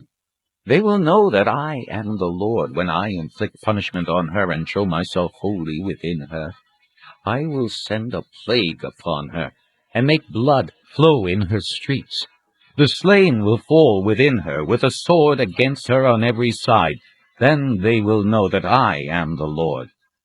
No longer will the people of Israel have malicious neighbors who are painful briars and sharp thorns. Then they will know that I am the sovereign Lord. This is what the sovereign Lord says. When I gather the people of Israel from the nations where they have been scattered, I will show myself holy among them in the sight of the nations. Then they will live in their own land, which I gave to my servant Jacob. They will live there in safety, and will build houses and plant vineyards. They will live in safety when I inflict punishment on all their neighbors who maligned them. Then they will know that I am the Lord their God. Chapter 29. In the 10th year, in the 10th month, on the 12th day, the word of the Lord came to me. Son of man, set your face against Pharaoh, king of Egypt, and prophesy against him and against all Egypt. Speak to him and say, This is what the sovereign Lord says. I am against you, Pharaoh, king of Egypt, you great monster lying among your streams. You say, The Nile is mine. I made it for myself. But I will put hooks in your jaws, and make the fish of your streams stick to your scales. I will pull you out from among your streams with all the fish sticking to your scales. I will leave you in the desert, you and all the fish of your streams. You will fall on the open field, and not be gathered or picked up. I will give you as food to the beasts of the earth and the birds of the air. Then all who live in Egypt will know that I am the Lord. You have been a staff of reed for the house of Israel. When they grasped you with their hands, you splintered, and you tore open their shoulders. When they leaned on you, you broke, and their backs were wrenched. Therefore, this is what the sovereign Lord says. I will bring a sword against you and kill your men and their animals. Egypt will become a desolate wasteland. Then they will know that I am the Lord. Because you said, "The Nile is mine, I made it," therefore I am against you and against your streams, and I will make the land of Egypt a ruin and a desolate waste from Migdol to Aswan, as far as the border of Cush. No foot of man or animal will pass through it. No one will live there for 40 years. I will make the land of Egypt desolate among devastated lands, and her cities will lie desolate 40 years among ruined cities, and I will disperse the Egyptians among the nations and scatter them through the countries. Yet this is what the sovereign Lord says. At the end of 40 years, I will gather the Egyptians from the nations where they were scattered. I will bring them back from captivity and return them to Upper Egypt, the land of their ancestry. There they will be a lowly kingdom. It will be the lowliest of kingdoms, and will never again exalt itself above the other nations. I will make it so weak that it will never again rule over the nations. Egypt will no longer be a source of confidence for the people of Israel, but will be a reminder of their sin in turning to her for help. Then they will know that I am the sovereign Lord. In the 27th year, in the 1st month, on the 1st day, the word of the Lord came to me. Son of man, Nebuchadnezzar, king of Babylon, drove his army in a hard campaign against Tyre. Every head was rubbed bare, and every shoulder made raw. Yet he and his army got no reward from the campaign he led against Tyre. Therefore, this is what the sovereign Lord says: I am going to give Egypt to Nebuchadnezzar, king of Babylon, and he will carry off its wealth. He will loot and plunder the land as pay for his army. I have given him Egypt as a reward for his efforts, because he and his army did it for me, declares the sovereign Lord. On that day I will make a horn grow for the house of Israel, and I will open your mouth among them. Then they will know that I am the Lord. Chapter 30. The word of the Lord came to me. Son of man, prophesy and say, This is what the sovereign Lord says. Wail and say, Alas for that day! For the day is near. The day of the Lord is near, a day of clouds, a time of doom for the nations. A sword will come against Egypt, and anguish will come upon Cush. When the slain fall in Egypt, her wealth will be carried away, and her foundations torn down. Cush and Put, Lydia and all Arabia, Libya, and the people of the covenant land will fall by the sword along with Egypt. This is what the Lord says. The allies of Egypt will fall, and her proud strength will fail. From Migdol to Aswan they will fall by the sword within her, declares the sovereign Lord. They will be desolate among desolate lands, and their cities will lie among ruined cities. Then they will know that I am the Lord, when I set fire to Egypt, and all her helpers are crushed. On that day, messengers will go out from me in ships to frighten Cush out of her complacency. Anguish will take hold of them on the day of Egypt's doom, for it is sure to come. This is what the sovereign Lord says. I will put an end to the hordes of Egypt by the hand of Nebuchadnezzar, king of Babylon. He and his army, the most ruthless of nations, will be brought in to destroy the land. They will draw their swords against Egypt and fill the land with the slain. I will dry up the streams of the Nile and sell the land to evil men. By the hand of foreigners I will lay waste the land and everything in it. I, the Lord, have spoken. This is what the sovereign Lord says. I will destroy the idols and put an end to the images in Memphis. No longer will there be a prince in Egypt, and I will spread fear throughout the land. I will lay waste Upper Egypt, set fire to Zoan, and inflict punishment on Thebes. I will pour out my wrath on Pelusium, the stronghold of Egypt, and cut off the hordes of Thebes. I will set fire to Egypt. Pelusium will writhe in agony. Thebes will be taken by storm. Memphis will be in constant distress. The young men of Heliopolis and Bubastis will fall by the sword, and the cities themselves will go into captivity. Dark will be the day at Taphanes, when I break the yoke of Egypt. There her proud strength will come to an end. She will be covered with clouds, and her villages will go into captivity. So I will inflict punishment on Egypt, and they will know that I am the Lord. In the 11th year, in the 1st month, on the 7th day, the word of the Lord came to me. Son of man, I have broken the arm of Pharaoh, king of Egypt. It has not been bound up for healing or put in a splint so as to become strong enough to hold a sword. Therefore, this is what the sovereign Lord says. I am against Pharaoh, king of Egypt. I will break both his arms, the good arm as well as the broken one, and make the sword fall from his hand. I will disperse the Egyptians among the nations and scatter them through the countries.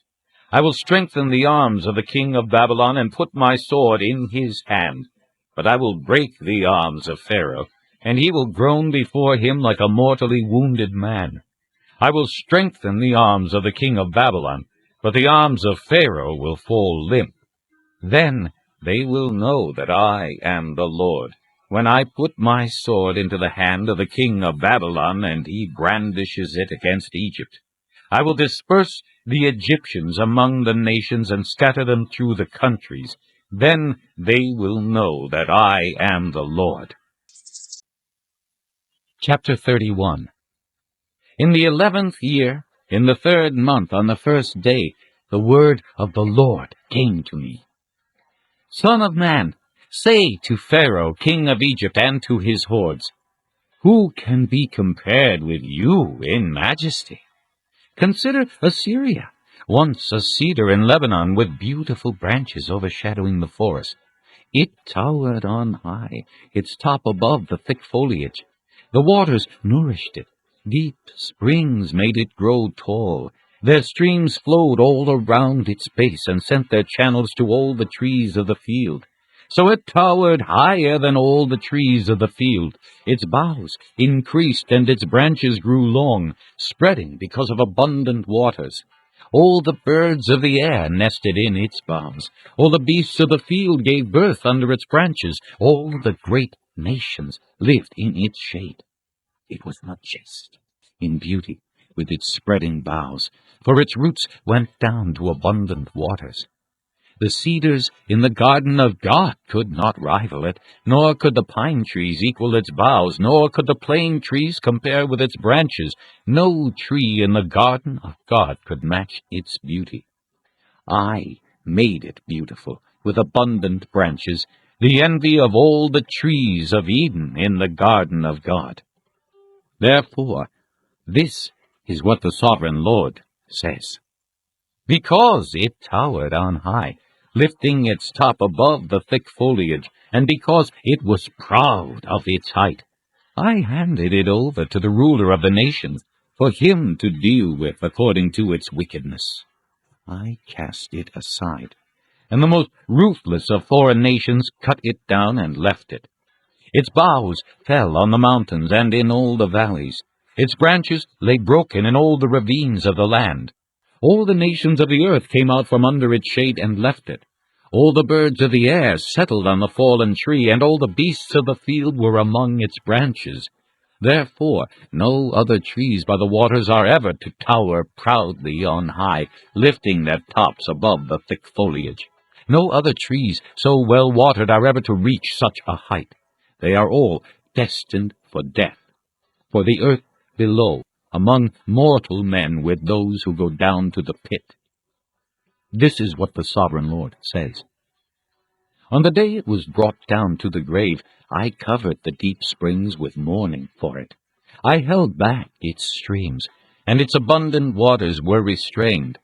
Because of it I clothed Lebanon with gloom, and all the trees of the field withered away. I made the nations tremble at the sound of its fall when I brought it down to the grave with those who go down to the pit. Then all the trees of Eden, the choicest and best of Lebanon, all the trees that were well watered, were consoled in the earth below. Those who lived in its shade, its allies among the nations, had also gone down to the grave with it, joining those killed by the sword. Which of the trees of Eden can be compared with you in splendor and majesty? Yet you, too, will be brought down with the trees of Eden to the earth below. You will lie among the uncircumcised, with those killed by the sword. This is Pharaoh and all his hordes declared. Chapter 32. In the 12th year, in the 12th month, on the first day, the word of the Lord came to me. Son of man, take up a lament concerning Pharaoh, king of Egypt, and say to him, You are like a lion among the nations. You are like a monster in the seas, thrashing about in your streams, churning the water with your feet and muddying the streams. This is what the sovereign Lord says. With a great throng of people I will cast my net over you, and they will haul you up in my net. I will throw you on the land and hurl you on the open field. I will let all the birds of the air settle on you, and all the beasts of the earth gorge themselves on you. I will spread your flesh on the mountains, and fill the valleys with your remains. I will drench the land with your flowing blood all the way to the mountains, and the ravines will be filled with your flesh. When I snuff you out, I will cover the heavens and darken their stars. I will cover the sun with a cloud, and the moon will not give its light. All the shining lights in the heavens I will darken over you. I will bring darkness over your land, declares the sovereign Lord.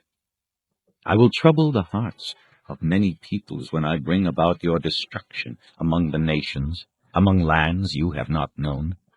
I will cause many peoples to be appalled at you, and their kings will shudder with horror because of you when I brandish my sword before them. On the day of your downfall, each of them will tremble every moment for his life. For this is what the sovereign Lord says. The sword of the king of Babylon will come against you. I will cause your hordes to fall by the swords of mighty men, the most ruthless of all nations. They will shatter the pride of Egypt, and all her hordes will be overthrown.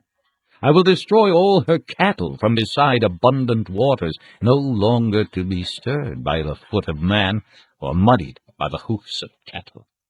Then I will let her waters settle, and make her streams flow like oil, declares the sovereign Lord.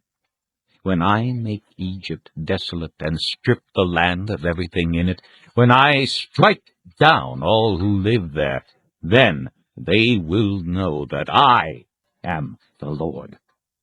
This is the lament they will chant for her. The daughters of the nations will chant it, for Egypt and all her hordes they will chant it, declares the sovereign Lord. In the 12th year, on the 15th day of the month, the word of the Lord came to me. Son of man, wail for the hordes of Egypt, and consign to the earth below both her and the daughters of mighty nations, with those who go down to the pit. Say to them, Are you more favored than others? Go down and be laid among the uncircumcised. They will fall among those killed by the sword. The sword is drawn. Let her be dragged off with all her hordes. From within the grave the mighty leaders will say of Egypt and her allies, They have come down, and they lie with the uncircumcised, with those killed by the sword.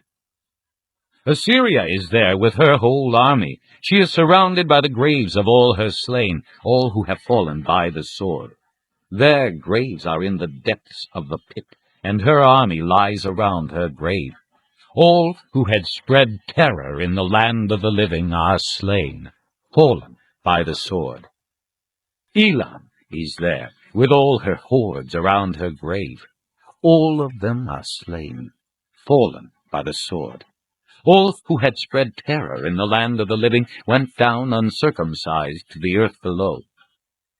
They bear their shame with those who go down to the pit. A bed is made for her among the slain, with all her hordes around her grave. All of them are uncircumcised, killed by the sword. Because their terror had spread in the land of the living, they bear their shame with those who go down to the pit. They are laid among the slain. Meshach and Tubal are there, with all their hordes around their graves. All of them are uncircumcised, killed by the sword, because they spread their terror in the land of the living. Do they not lie with the other uncircumcised warriors who have fallen, who went down to the grave with their weapons of war, whose swords were placed under their heads? The punishment for their sins rested on their bones, though the terror of these warriors had stalked through the land of the living. 2. Pharaoh, broken, and will lie among the uncircumcised with those killed by the sword. Edom is there, her kings and all her princes. Despite their power, they are laid with those killed by the sword. They lie with the uncircumcised, with those who go down to the... All the princes of the north and all the Sidonians are there. They went down with the slain in disgrace, despite the terror caused by their power. They lie uncircumcised with those killed by the sword, and bear their shame with those who go down to the pit. Pharaoh, he and all his army will see them, and he will be consoled for all his hordes that were killed by the sword, declares the sovereign Lord. Although I had him spread terror in the land of the living, Pharaoh and all his hordes will be laid among the uncircumcised, with those killed by the sword, declares the sovereign Lord. Chapter 33. The word of the Lord came to me. Son of man, speak to your countrymen, and say to them, when I bring the sword against the land, and the people of the land choose one of their men, and make him their watchman, and he sees the sword coming against the land, and blows the trumpet to warn the people, then, if anyone hears the trumpet, but does not take warning, and the sword comes and takes his life, his blood will be on his own head. Since he heard the sound of the trumpet, but did not take warning, his blood will be on his own head. If he had taken warning, he would have saved himself. But if a watchman sees the sword coming, and does not blow the trumpet to warn the people, and the sword comes and takes the life of one of them, that man will be taken away because of his sin, but I will hold the watchman accountable for his blood. Son of man, I have made you a watchman for the house of Israel. So hear the word I speak, and give them warning from me. When I say to the wicked, O wicked man, you will surely die, and you do not speak out to dissuade him from his ways, that wicked man will die for his sin, and I will hold you accountable for his blood. But if you do warn the wicked man to turn from his ways, and he does not do so, he will die for his sin, but you will have saved yourself. Son of man, say to the house of Israel, this is what you are saying. Our offenses and sins weigh us down, and we are wasting away because of them. How then can we live? Say to them, as surely as I live, declares the sovereign Lord, I take no pleasure in the death of the wicked, but rather that they turn from their ways and live. Turn from your evil ways. Why will you die, O house of Israel? Therefore, son of man, say to your countrymen, the righteousness of the righteous man will not save him when he disobeys, and the wickedness of the wicked man will not cause him to fall when he turns from it. The righteous man, if he sins, will not be allowed to live because of his former righteousness. If I tell the righteous man that he will surely live, But then he trusts in his righteousness and does evil. None of the righteous things he has done will be remembered. He will die for the evil he has done. And if I say to the wicked man, you will surely die, but he then turns away from his sin and does what is just and right, if he gives back what he took in pledge for a loan, returns what he has stolen, follows the decrees that give life, and does no evil, he will surely live. He will not die. None of the sins he has committed will be remembered against him. He has done what is just and right. He will surely live. Yet your countrymen say, the way of the Lord is not just. But it is their way that is not just. If a righteous man turns from his righteousness and does evil, he will die for it. And if a wicked man turns away from his wickedness and does what is just and right, he will live by doing so. Yet, O house of Israel, you say, the way of the Lord is not just, but I will judge each of you according to his own ways. In the 12th year of our exile, in the 10th month, on the 5th day, a man who had escaped from Jerusalem came to me and said, the city has fallen. Now, the evening before the man arrived, the hand of the Lord was upon me, and he opened my mouth before the man came to me in the morning. So my mouth was opened, and I was no longer silent. Then the word of the Lord came to me. Son of man, the people living in those ruins in the land of Israel are saying, Abraham was only one man, yet he possessed the land, but we are many. Surely the land has been given to us as our possession. Therefore say to them, this is what the sovereign Lord says. Since you eat meat with the blood still in it, and look to your idols, and shed blood, should you then possess the land? You rely on your sword. You do detestable things, and each of you defiles his neighbor's wife. Should you then possess the land? Say this to them. This is what the sovereign Lord says. As surely as I live, those who are left in the ruins will fall by the sword. Those out in the country I will give to the wild animals to be devoured, and those in strongholds and caves will die of a plague. I will make the land a desolate waste, and her proud strength will come to an end, and the mountains of Israel will become desolate, so that no one will cross them. Then they will know that I am the Lord, when I have made the land a desolate waste because of all the detestable things they have done. As for you, son of man, your countrymen are talking together about you by the walls and at the doors of the houses, saying to each other, come and hear the message that has come from the Lord. My people come to you, as they usually do, and sit before you to listen to your words, but they do not put them into practice. With their mouths they express devotion, but their hearts are greedy for unjust gain. Indeed, to them you are nothing more than one who sings love songs with a beautiful voice, and plays an instrument well, for they hear your words, but do not put them into practice. When all this comes true, and it shall be, then they will know that a prophet has been among. Chapter 34. The word of the Lord came to me. Son of man, prophesy against the shepherds of Israel. Prophesy and say to them, this is what the sovereign Lord says. Woe to the shepherds of Israel, who only take care of themselves. Should not shepherds take care of the flock? You eat the curds, clothe yourselves with the wool, and slaughter the choice animals, but you do not take care of the flock. You have not strengthened the weak, or healed the sick, or bound up the injured. You have not brought back the strays, or searched for the lost. You have ruled them harshly and brutally. So they were scattered, because there was no shepherd. And when they were scattered, they became food for all the wild animals.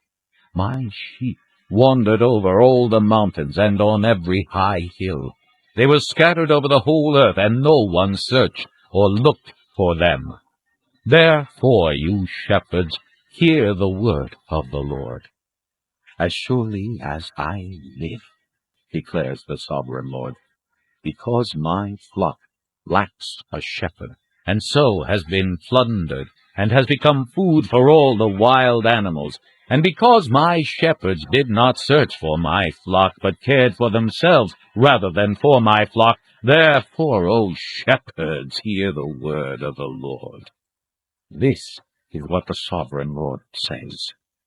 I am the king's shepherds, and will hold them accountable for my flock.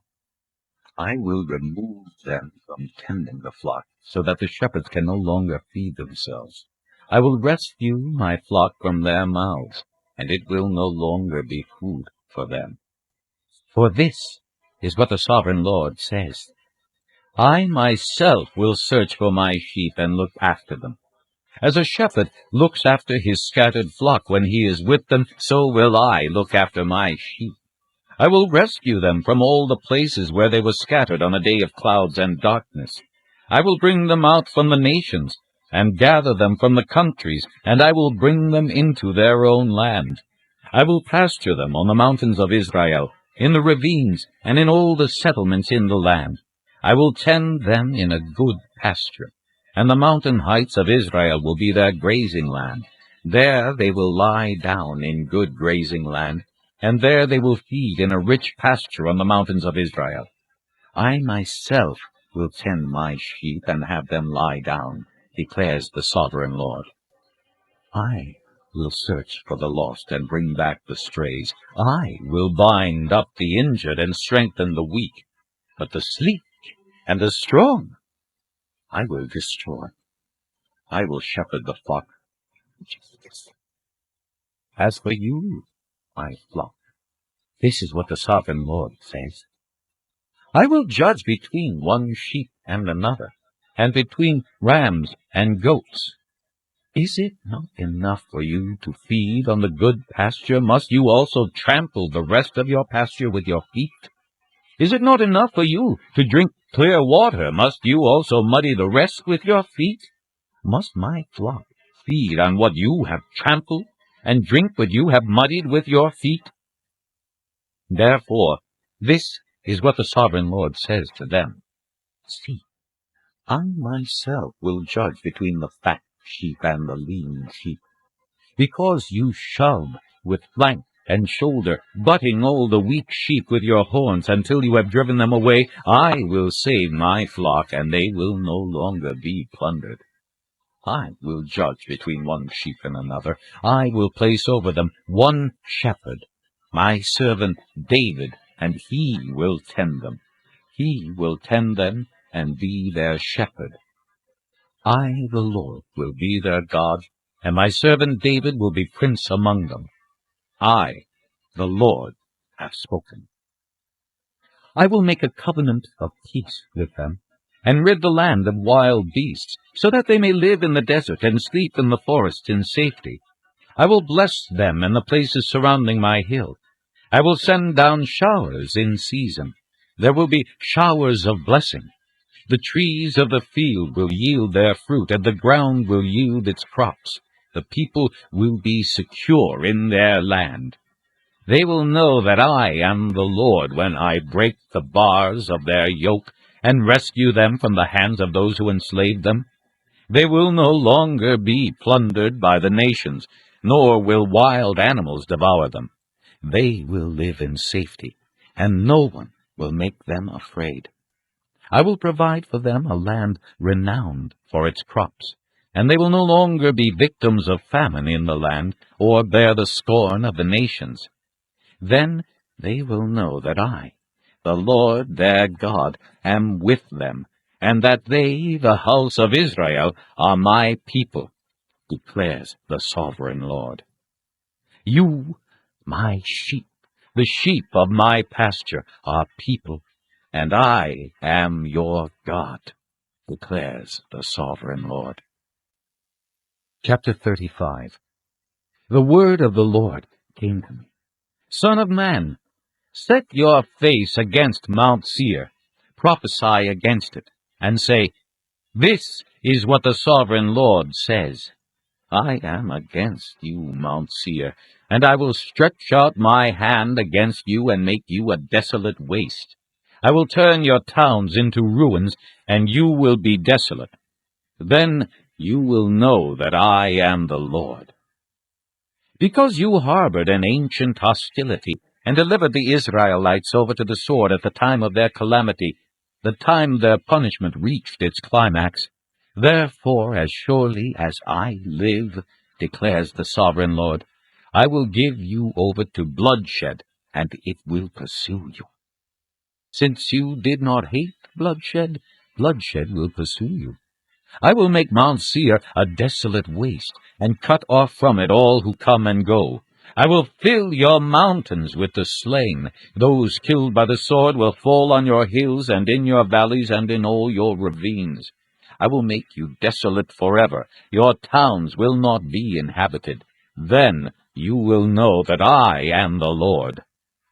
Because you have said, These two nations and countries will be ours, and we will take possession of them, even though I, the Lord, was there.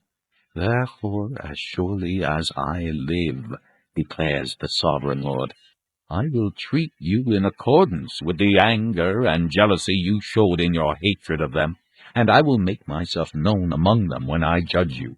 Then you will know that I, the Lord, have heard all the contemptible things you have said against the mountains of Israel. You said, They have been laid waste, and have been given over to us to devour against me, and spoke against me without restraint, and I heard it.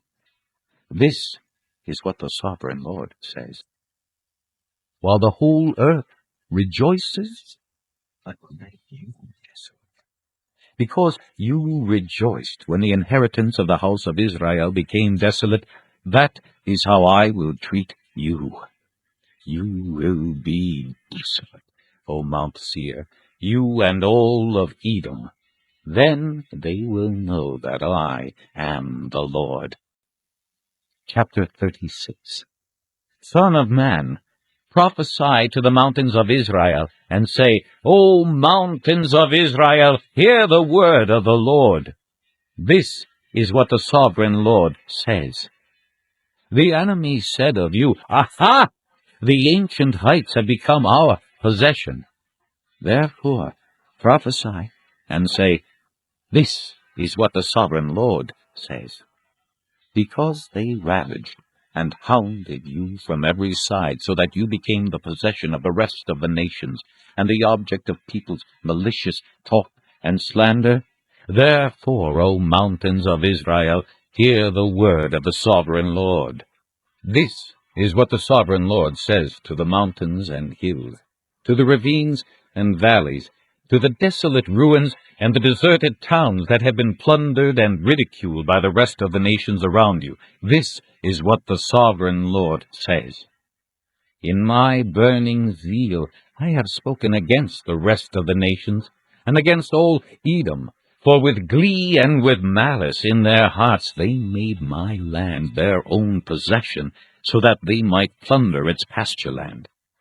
Therefore prophesy concerning the land of Israel, and say to the mountains and hills, to the ravines and valleys, This is what the sovereign Lord says. I speak in my jealous wrath, because you have suffered the scorn of the nations. Therefore, this is what the sovereign Lord says, I swear with uplifted hand that the nations around you will also suffer scorn. But you, O mountains of Israel, will produce branches and fruit for my people Israel, for they will soon come home. I am concerned for you, and will look on you with favor. You will be plowed and sown, and I will multiply the number of people upon you, even the whole house of Israel. The towns will be inhabited, and the ruins rebuilt. I will increase the number of men and animals upon you, and they will be fruitful and become numerous. I will settle people on you as in the past, and will make you prosper more than before. Then you will know that I am the Lord. I will cause my people Israel, to walk upon you. They will possess you, and you will be their inheritance. You will never again deprive them of their children. This is what the sovereign Lord says. Because people say to you, "You devour men and deprive your nation of its children," therefore you will no longer devour men or make your nation childless, declares the sovereign Lord. No longer will I make you hear the taunts of the nations, and no longer will you suffer the scorn of the peoples, or cause your nation to fall, declares the sovereign Lord. Again the word of the Lord came to me. Son of man, when the people of Israel were living in their own land, they defiled it by their conduct and their actions. Their conduct was like a woman's monthly uncleanness in my sight. So I poured out my wrath on them because they had shed blood in the land, and because they had defiled it with their idols. I dispersed them among the nations, and they were scattered through the countries. I judged them according to their conduct and their actions. And wherever they went among the nations, they profaned my holy name. For it was said of them, "These are the Lord's people," and yet they had to leave this land. I had concern for my holy name, which the house of Israel profaned among the nations where they had gone. Therefore say to the house of Israel, "This is what the sovereign Lord says. It is not for your sake, O house of Israel, that I am going to do these things, but for the sake of my holy name, which you have profaned among the nations where you have gone. I will show the holiness of my great name, which has been profaned among the nations, the name you have profaned among them. Then the nations will know that I am the Lord, declares the sovereign Lord, when I show myself holy through you before their eyes. For I will take you out of the nations. I will gather you from all the countries and bring you back into your own land. I will sprinkle clean water on you, and you will be clean. I will cleanse you from all your impurities and from all your idols. I will give you a new heart and put a new spirit in you. I will remove from you your heart of stone and give you a heart of flesh. And I will put my spirit in you and move you to follow my decrees and be careful to keep my laws. You will live in the land I gave your forefathers. You will be my people, and I will be your God. I will save you from all your uncleanness. I will call for the grain and make it plentiful, and will not bring famine upon you. I will increase the fruit of the trees and the crops of the field, so that you will no longer suffer disgrace among the nations because of famine. Then you will remember your evil ways and wicked deeds, and you will loathe yourselves for your sins and detestable practices. I want you to know that I am not doing this for your sake, declares the sovereign Lord. Be ashamed and disgraced for your O house of Israel. This is what the sovereign Lord says.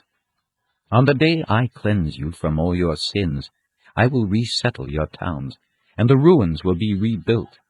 The desolate land will be cultivated instead of lying desolate in the sight of all who pass through it. They will say, "This land that was laid waste has become like the Garden of Eden. The cities that were lying in ruins, desolate and destroyed, are now fortified and inhabited." Then the nations around you that remain will know that I, the Lord, have rebuilt what was destroyed, and have replanted what was desolate. I, the Lord, have spoken, and I will do it. This is what the sovereign Lord says. Once again I will yield to the plea of the house of Israel, and do this for them.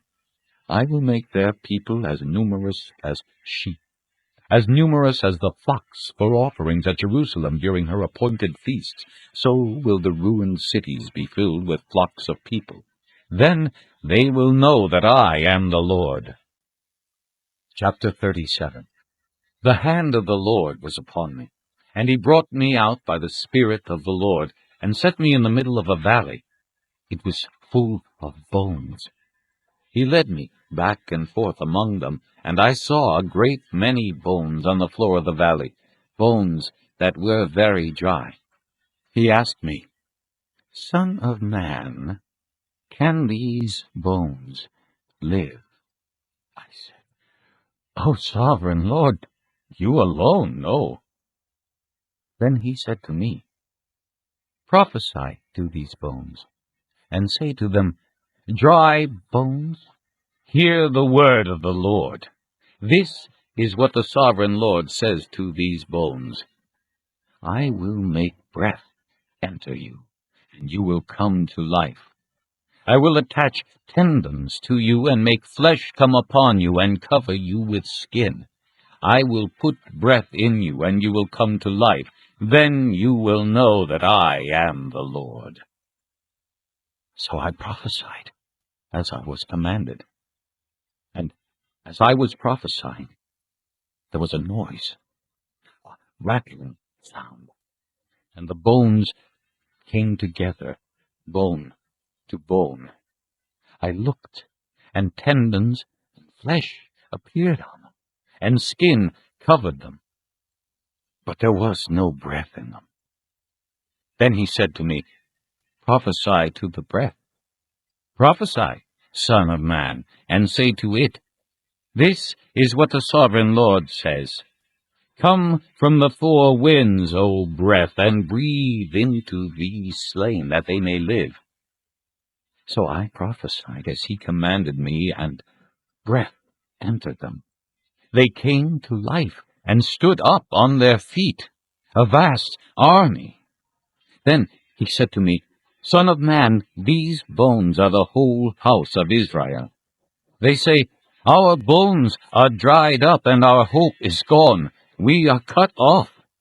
Therefore prophesy and say to them, This is what the sovereign Lord says. O my people, I am going to open your graves and bring you up from them. I will bring you back to the land of Israel. Then you, my people, will know that I am the Lord when I open your graves and bring you up from them. I will put my spirit in you, and you will live, and I will settle you in your own land. Then you will know that I, the Lord, have spoken, and I have done it, declares the Lord.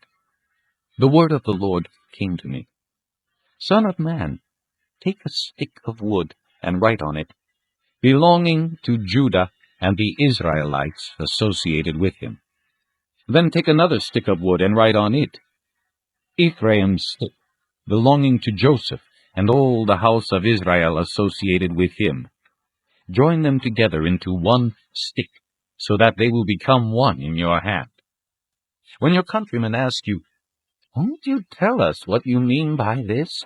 Say to them, This is what the sovereign Lord says.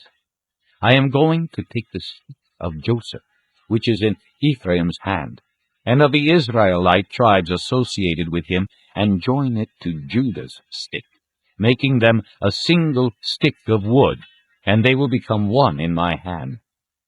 Hold before their eyes the sticks you have written on, and say to them, This is what the sovereign Lord says. I will take the Israelites out of the nations where they have gone. I will gather them from all around and bring them back into their own land. I will make them one nation in the land, on the mountains of Israel. There will be one king over all of them, and they will never again be two nations or be divided into two kingdoms. They will no longer defile themselves with their idols and vile images, or with any of their offenses, for I will save them from all their sinful backsliding, and I will cleanse them. They will be my people, and I will be their God. My servant David will be king over them, and they will all have one shepherd. They will follow my laws and be careful to keep my decrees. They will live in the land I gave to my servant Jacob, the land where your fathers lived.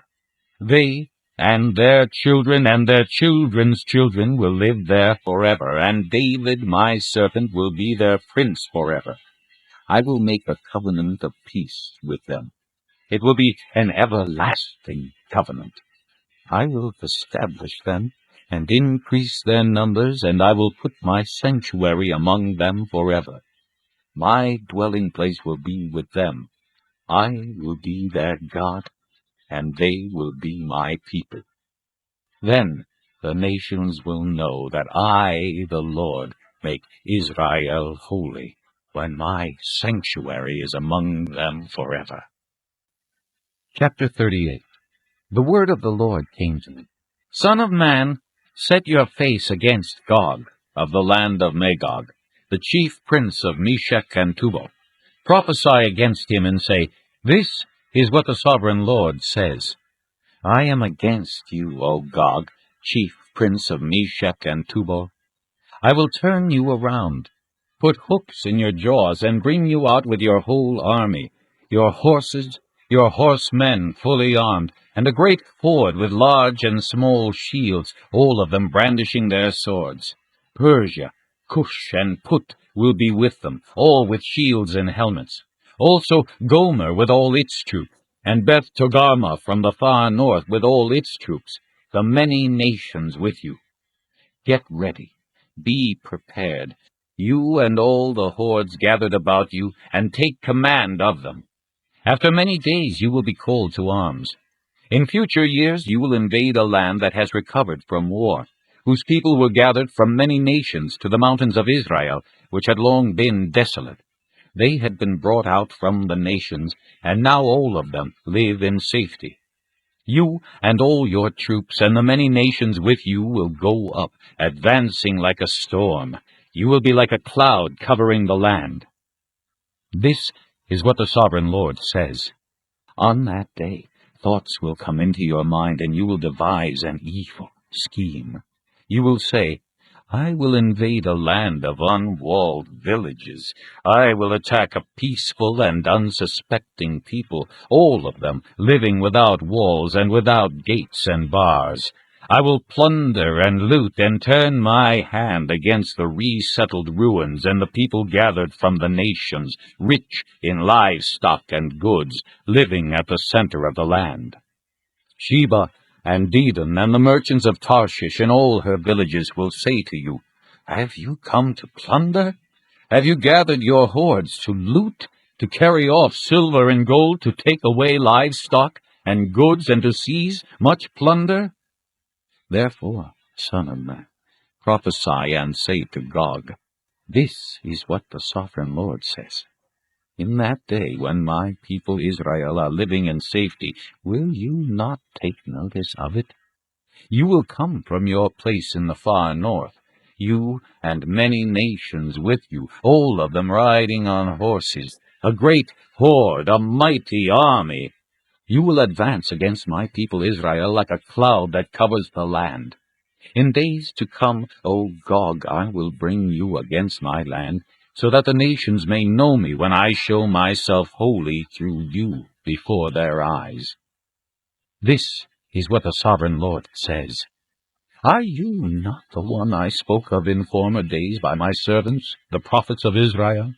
At that time they prophesied for years that I would bring you against them. This is what will happen in that day. When Gog attacks the land of Israel, my hot anger will be aroused, declares the sovereign Lord. In my zeal and fiery wrath I declare that at that time there shall be a great earthquake in the land of Israel. The fish of the sea, the birds of the air, the beasts of the field, every creature that moves along the ground, and all the people on the face of the earth will tremble at my presence. The mountains will be overturned, the cliffs will crumble, and every wall will fall to the ground.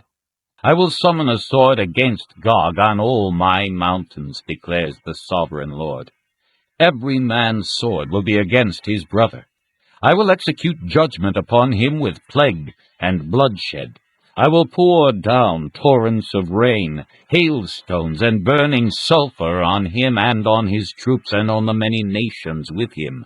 And so I will show my greatness and my holiness, and I will make myself known in the sight of many nations. Then they will know that I am the Lord. Chapter 39. Son of man, prophesy against Gog, and say, This is what the sovereign Lord says. I am against you, O Gog, chief prince of Meshech and Tubal. I will turn you around and drag you along. I will bring you from the far north and send you against the mountains of Israel. Then I will strike your bow from your left hand and make your arrows drop from your right hand. On the mountains of Israel you will fall, you and all your troops and the nations with you. I will give you as food to all kinds of carrion birds and to the wild animals. You will fall in the open field, for I have spoken, declares the sovereign Lord. I will send fire on Magog and on those who live in safety in the coastlands, and they will know that I am the Lord. I will make known my holy name among my people Israel. I will no longer let my holy name be profaned, and the nations will know that I, the Lord, am the Holy One in Israel. It is coming. It will surely take place, declares the sovereign Lord. This is the day I have spoken of. Then those who live in the towns of Israel will go out and use the weapons for fuel and burn them up, the small and large shields, the bows and arrows, the war clubs and spears. For 7 years they will use them for fuel. They will not need to gather wood from the fields or cut it from the forests, because they will use the weapons for fuel. And they will plunder those who plundered them, and loot those who looted them, declares the sovereign Lord. On that day I will give Gog a burial place in Israel, in the valley of those who travel east toward the sea. It will block the way of travelers, because Gog and all his hordes will be buried there. So it will be called the Valley of Hamon Gog. For 7 months the house of Israel will be burying them in order to cleanse the land. All the people of the land will bury them, and the day I am glorified will be a memorable day for them, declares the sovereign Lord. Men will be regularly employed to cleanse the land. Some will go throughout the land, and in addition to them, others will bury those that remain on the ground. At the end of the 7 months they will begin their search. As they go through the land, and one of them sees a human bone, he will set up a marker beside it until the grave diggers have buried it in the valley of Hamon Gog. Also, a town called Hamonath will be there, and so they will cleanse the land. Son of man, this is what the sovereign Lord says. Call out to every kind of bird, and all the wild animals. Assemble and come together from all around to the sacrifice I am preparing for you, the great sacrifice on the mountains of Israel. There you will eat flesh and drink blood. You will eat the flesh of mighty men, and drink the blood of the princes of the earth as if they were rams and lambs, goats and bulls, all of them fattened animals from Bashan. At the sacrifice I am preparing for you, you will eat fat till you are blessed, and drink blood till you are drunk. At my table you will eat your fill of horses and riders, mighty men and soldiers of every kind, declares the sovereign Lord. I will display my glory among the nations, and all the nations will see the punishment I inflict and the hand I lay upon them. From that day forward the house of Israel will know that I am the Lord their God. And the nations will know that the people of Israel went into exile for their sin, because they were unfaithful to me.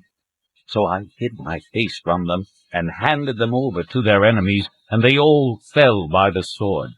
I dealt with them according to their uncleanness and their offenses, and I hid my face from them. Therefore, this is what the sovereign Lord says. I will now bring Jacob back from captivity, and will have compassion on all the people of Israel, and I will be zealous for my holy name. They will forget their shame, and all the unfaithfulness they showed toward me when they lived in safety in their land with no one to make them afraid. When I have brought them back from the nations, and have gathered them from the countries of their enemies, I will show myself holy through them in the sight of many nations. Then they will know that I am the Lord their God. For though I sent them into exile among the nations, I will gather them to their own land, not leaving any behind. I will no longer hide my face from them, for I will pour out my spirit on the house of Israel, declares the sovereign Lord. This concludes disc number 44. Chapter 40. In the 25th year of our exile, at the beginning of the year, on the 10th of the month, in the 14th year after the fall of the city, on that very day the hand of the Lord was upon me, and he took me there. In visions of God, he took me to the land of Israel, and set me on a very high mountain, on whose south side were some buildings that looked like a city. He took me there, and I saw a man whose appearance was like bronze. He was standing in the gateway with a linen cord and a measuring rod in his hand. The man said to me, "Son of man, look with your eyes and hear with your ears, and pay attention to everything I am going to show you, for that is why you have been brought here. Tell the house of Israel everything you see." I saw a wall completely surrounding the temple area. The length of the measuring rod in the man's hand was 6 long cubits, each of which was a cubit and a handbreadth. He measured the wall. It was 1 measuring rod thick and 1 rod high. Then he went to the gate facing east. He climbed its steps and measured the threshold of the gate. It was 1 rod deep. The alcoves for the guards were 1 rod long and 1 rod wide, and the projecting walls between the alcoves were 5 cubits. And the threshold of the gate next to the portico facing the temple was 1 rod deep. Then he measured the portico of the gateway. It was 8 cubits deep, and its jambs were 2 cubits thick. The portico of the gateway faced the temple. Inside the east gate were 3 alcoves on each side. The 3 had the same measurements, and the faces of the projecting walls on each side had the same measurements. Then he measured the width of the entrance to the gateway. It was 10 cubits, and its length was 13 cubits. In front of each alcove was a wall 1 cubit high, and the alcoves were 6 cubits square. Then he measured the gateway from the top of the rear wall of one alcove to the top of the opposite one. The distance was 25 cubits from one parapet opening to the opposite one. He measured along the faces of the projecting walls all around the inside of the gateway, 60 cubits. The measurement was up to the portico facing the courtyard. The distance from the entrance of the gateway to the far end of its portico was 50 cubits. The alcove and the projecting walls inside the gateway were surmounted by narrow parapet openings all around, as was the portico. The openings all around faced inward. The faces of the projecting walls were decorated with palm trees. Then he brought me into the outer court. There I saw some rooms and a pavement that had been constructed all around the court. There were 30 rooms along the pavement. It abutted the sides of the gateways and was as wide as they were long. This was the lower pavement. Then he measured the distance from the inside of the lower gateway to the outside of the inner court. It was 100 cubits on the east side as well as on the north. Then he measured the length and width of the gate facing north, leading into the outer court. Its alcoves, 3 on each side, its projecting walls and its portico had the same measurements as those of the first gateway. It was 50 cubits long and 25 cubits wide. Its openings, its portico, and its palm tree decorations had the same measurements as those of the gate facing east. 7 steps led up to it, with its portico opposite them. There was a gate to the inner court facing the north gate, just as there was on the east. He measured from one gate to the opposite one. It was 100 cubits. Then he led me to the south side, and I saw a gate facing south. He measured its jambs and its portico, and they had the same measurements as the others. The gateway and its portico had narrow openings all around like the openings of the others. It was 50 cubits long and 25 cubits wide. 7 steps led up to it, with its portico opposite them. It had palm tree decorations on the faces of the projecting walls on each side. The inner court also had a gate facing south, and he measured from this gate to the outer gate on the south side. It was 100 cubits. Then he brought me into the inner court through the south gate, and he measured the south gate. It had the same measurements as the others. Its alcoves, its projecting walls, and its portico had the same measurements as the others.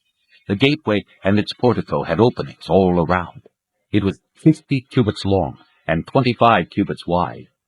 The porticos of the gateways around the inner court were 25 cubits wide and 5 cubits deep. Its portico faced the outer court. Palm trees decorated its jambs, and 8 steps led up to it. Then he brought me to the inner court on the east side, and he measured the gateway. It had the same measurements as the others.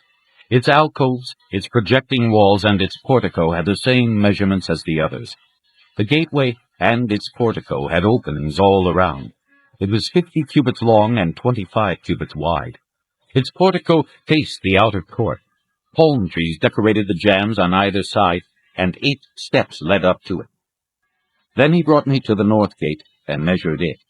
It had the same measurement as the others, as did its alcoves, its projecting walls, and its portico, and it had openings all around.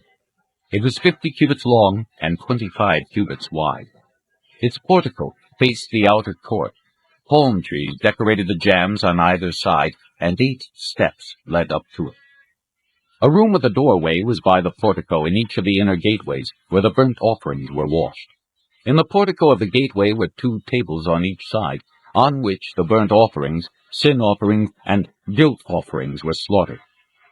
By the outside wall of the portico of the gateway, near the steps at the entrance to the north gateway, were 2 tables, and on the other side of the steps were 2 tables. So there were 4 tables on one side of the gateway and 4 on the other. 8 tables in all, on which the sacrifices were slaughtered. There were also 4 tables of dressed stone for the burnt offerings, each a cubit and a half long, a cubit and a half wide, and a cubit high. On them were placed the utensils for slaughtering the burnt offerings and the other sacrifices, and double-pronged hooks, each a handbreadth long, were attached to the wall all around. The tables were for the flesh of the offerings. Outside the inner gate, within the inner court, were 2 rooms, one at the side of the north gate and facing south, and another at the side of the south gate and facing north. He said to me, "The room facing south is for the priests who have charge of the temple, and the room facing north is for the priests who have charge of the altar. These are the sons of Zadok, who are the only Levites who may draw near to the Lord to minister before him." Then he measured the court. It was square, 100 cubits long and 100 cubits wide, and the altar was in front of the temple. He brought me to the portico of the temple and measured the jambs of the portico. They were 5 cubits wide on either side. The width of the entrance was 14 cubits, and its projecting walls were 3 cubits wide on either side. The portico was 20 cubits wide, and 12 cubits from front to back. It was reached by a flight of stairs, and there were pillars on each side of the jambs. Chapter 41. Then the man brought me to the outer sanctuary and measured the jambs. The width of the jambs was 6 cubits on each side. The entrance was 10 cubits wide, and the projecting walls on each side of it were 5 cubits wide. He also measured the outer sanctuary. It was 40 cubits long and 20 cubits wide. Then he went into the inner sanctuary and measured the jambs of the entrance. Each was 2 cubits wide. The entrance was 6 cubits wide, and the projecting walls on each side of it were 7 cubits wide. And he measured the length of the inner sanctuary. It was 20 cubits, and its width was 20 cubits across the end of the outer sanctuary. He said to me, "This is the most holy place." Then he measured the wall of the temple. It was 6 cubits thick, and each side room around the temple was 4 cubits wide. The side rooms were on 3 levels, one above another, 30 on each level. There were ledges all around the wall of the temple to serve as supports for the side rooms, so that the supports were not inserted into the wall of the temple. The side rooms all around the temple were wider at each successive level. The structure surrounding the temple was built in ascending stages, so that the rooms widened as one went upward. A stairway went up from the lowest floor to the top floor through the middle floor. I saw that the temple had a raised base all around it, forming the foundation of the side rooms. It was the length of the rod, 6 long cubits. The outer wall of the side rooms was 5 cubits thick. The open area between the side rooms of the temple and the priest rooms was 20 cubits wide all around the temple. There were entrances to the side rooms from the open area, one on the north and another on the south, and the base adjoining the open area was 5 cubits wide all around. The building facing the temple courtyard on the west side was 70 cubits wide. The wall of the building was 5 cubits thick all around, and its length was 90 cubits. Then he measured the temple. It was 100 cubits long, and the temple courtyard and the building with its walls were also 100 cubits long. The width of the temple courtyard on the east, including the front of the temple, was 100 cubits. Then he measured the length of the building facing the courtyard at the rear of the temple, including its galleries on each side. It was 100 cubits. The outer sanctuary, the inner sanctuary, and the portico facing the court, as well as the thresholds and the narrow windows and galleries around the 3 of them, everything beyond and including the threshold was covered with wood. The floor, the wall up to the windows, and the windows were covered. In the space above the outside of the entrance to the inner sanctuary, and on the walls at regular intervals all around the inner and outer sanctuary, were carved cherubim and palm trees. Palm trees alternated with cherubim. Each cherub had 2 faces, the face of a man toward the palm tree on one side, and the face of a lion toward the palm tree on the other. They were carved all around the whole temple. From the floor to the area above the entrance, cherubim and palm trees were carved on the wall of the outer sanctuary. The outer sanctuary had a rectangular door frame, and the one at the front of the most holy place was similar. There was a wooden altar 3 cubits high and 2 cubits square. Its corners, its base, and its sides were of wood. The man said to me, "This is the table that is before the Lord." Both the outer sanctuary and the most holy place had double doors. Each door had 2 leaves, 2 hinged leaves for each door. And on the doors of the outer sanctuary were carved cherubim and palm trees like those carved on the walls, and there was a wooden overhang on the front of the portico. On the side walls of the portico were narrow windows with palm trees carved on each side. The side rooms of the temple also had overhangs. Chapter 42. Then the man led me northward into the outer court, and brought me to the rooms opposite the temple courtyard, and opposite the outer wall on the north side. The building whose door faced north was 100 cubits long and 50 cubits wide. Both in the section 20 cubits from the inner court, and in the section opposite the pavement of the outer court, gallery faced gallery at the 3 levels. In front of the room was an inner passageway 10 cubits wide and 100 cubits long. Their doors were on the north. Now the upper rooms were narrower, for the galleries took more space from them than from the rooms on the lower and middle floors of the building. The rooms on the 3rd floor had no pillars as the courts had, so they were smaller in floor space than those on the lower and middle floors. There was an outer wall parallel to the rooms and the outer court. It extended in front of the rooms for 50 cubits. While the row of rooms on the side next to the outer court was 50 cubits long, the row on the side nearest the sanctuary was 100 cubits long. The lower rooms had an entrance on the east side as one enters them from the outer court. On the south side, along the length of the wall of the outer court, adjoining the temple courtyard and opposite the outer wall, were rooms with a passageway in front of them. These were like the rooms on the north. They had the same length and width, with similar exits and dimensions, similar to the doorways on the north, with the doorways of the rooms on the south. There was a doorway at the beginning of the passageway that was parallel to the corresponding wall extending eastward, by which one enters the rooms.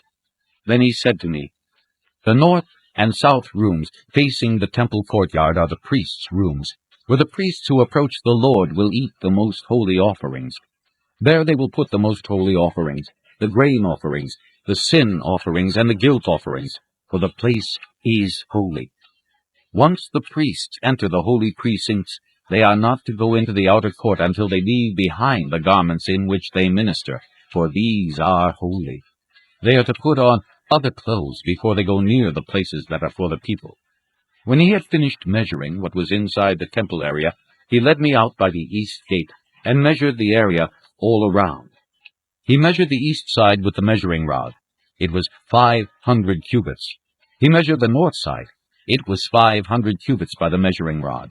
He measured the south side. It was 500 cubits by the measuring rod. Then he turned to the west side and measured. It was 500 cubits by the measuring rod. So he measured the area on all four sides. It had a wall around it, 500 cubits long and 500 cubits wide, to separate the holy from the common. Chapter 43. Then the man brought me to the gate facing east, and I saw the glory of the God of Israel coming from the east. His voice was like the roar of rushing waters, and the land was radiant with his glory. The vision I saw was like the vision I had seen when he came to destroy the city, and like the visions I had seen by the Kibar River, and I fell face down. The glory of the Lord entered the temple through the gate facing east. Then the Spirit lifted me up and brought me into the inner court, and the glory of the Lord filled the temple. While the man was standing beside me, I heard someone speaking to me from inside the temple. He said, "Son of man, this is the place of my throne, and the place for the soles of my feet. This is where I will live among the Israelites forever. The house of Israel will never again defile my holy name, neither they nor their kings, by their prostitution and the lifeless idols of their kings at their high places. When they placed their threshold next to my threshold, and their doorposts beside my doorposts, with only a wall between me and them, they defiled my holy name by their detestable practices. So I destroyed them in my anger. Now let them put away from me their prostitution and the lifeless idols of their kings, and I will live among them forever. Son of man, describe the temple to the people of Israel, that they may be ashamed of their sins. Let them consider the plan, and if they are ashamed of all they have done, make known to them the design of the temple, its arrangement, its exits and entrances, its whole design and all its regulations and laws. Write these down before them, so that they may be faithful to its design and follow all its regulations. This is the law of the temple. All the surrounding area on top of the mountain will be most holy. Such is the law of the temple. These are the measurements of the altar in long cubits, that cubit being a cubit and a handbreadth. Its gutter is a cubit deep and a cubit wide, with a rim of 1 span around the edge. And this is the height of the altar. From the gutter on the ground up to the lower ledge it is 2 cubits high and a cubit wide. And from the smaller ledge up to the larger ledge it is 4 cubits high and a cubit wide. The altar hearth is 4 cubits high, and 4 horns project upward from the hearth. The altar hearth is square, 12 cubits long and 12 cubits wide. The upper ledge also is square, 14 cubits long and 14 cubits wide, with a rim of half a cubit and a gutter of a cubit all around. The steps of the altar face east. Then he said to me, Son of man, this is what the sovereign Lord says. These will be the regulations for sacrificing burnt offerings and sprinkling blood upon the altar when it is built. You are to give a young bull as a sin offering to the priests, who are Levites, of the family of Zadok, who come near to minister before me, declares the sovereign Lord. You are to take some of its blood and put it on the 4 horns of the altar, and on the 4 corners of the upper ledge, and all around the rim, and so purify the altar and make atonement for it. You are to take the bull for the sin offering and burn it in the designated part of the temple area outside the sanctuary. On the 2nd day, you are to offer a male goat without defect for a sin offering, And the altar is to be purified as it was purified with the bull. When you have finished purifying it, you are to offer a young bull and a ram from the flock, both without defect. You are to offer them before the Lord, and the priests are to sprinkle salt on them and sacrifice them as a burnt offering to the Lord. For 7 days you are to provide a male goat daily for a sin offering. You are also to provide a young bull and a ram from the flock, both without defect. For 7 days they are to make atonement for the altar and cleanse it. Thus they will dedicate it. At the end of these days, from the 8th day on, the priests are to present your burnt offerings and fellowship offerings on the altar. Then I will accept, declares the sovereign Lord. Chapter 44. Then the man brought me back to the outer gate of the sanctuary, the one facing east, and it was shut. The Lord said to me, "This gate is to remain shut. It must not be opened. No one may enter through it. It is to remain shut because the Lord, the God of Israel, has entered through it. The prince himself is the only one who may sit inside the gateway to eat in the presence of the Lord. He is to enter by way of the portico of the gateway and go out the same way." Then the man brought me by way of the north gate to the front of the temple. I looked and saw the glory of the Lord filling the temple of the Lord, and I fell face down. The Lord said to me, "Son of man, look carefully, listen closely, and give attention to everything I tell you concerning all the regulations regarding the temple of the Lord. Give attention to the entrance of the temple and all the exits of the sanctuary. Say to the rebellious house of Israel, 'This is what the sovereign Lord says. Enough of your detestable practices, O house of Israel. In addition to all your other detestable practices, you brought foreigners, uncircumcised in heart and flesh, into my sanctuary, desecrating my temple while you offered me food, fat, and blood, and you broke my covenant. Instead of carrying out your duty in regard to my holy things, you put others in charge of my sanctuary. This is what the sovereign Lord says. No foreigner, uncircumcised in heart and flesh, is to enter my sanctuary, not even the foreigners who live among the Israelites.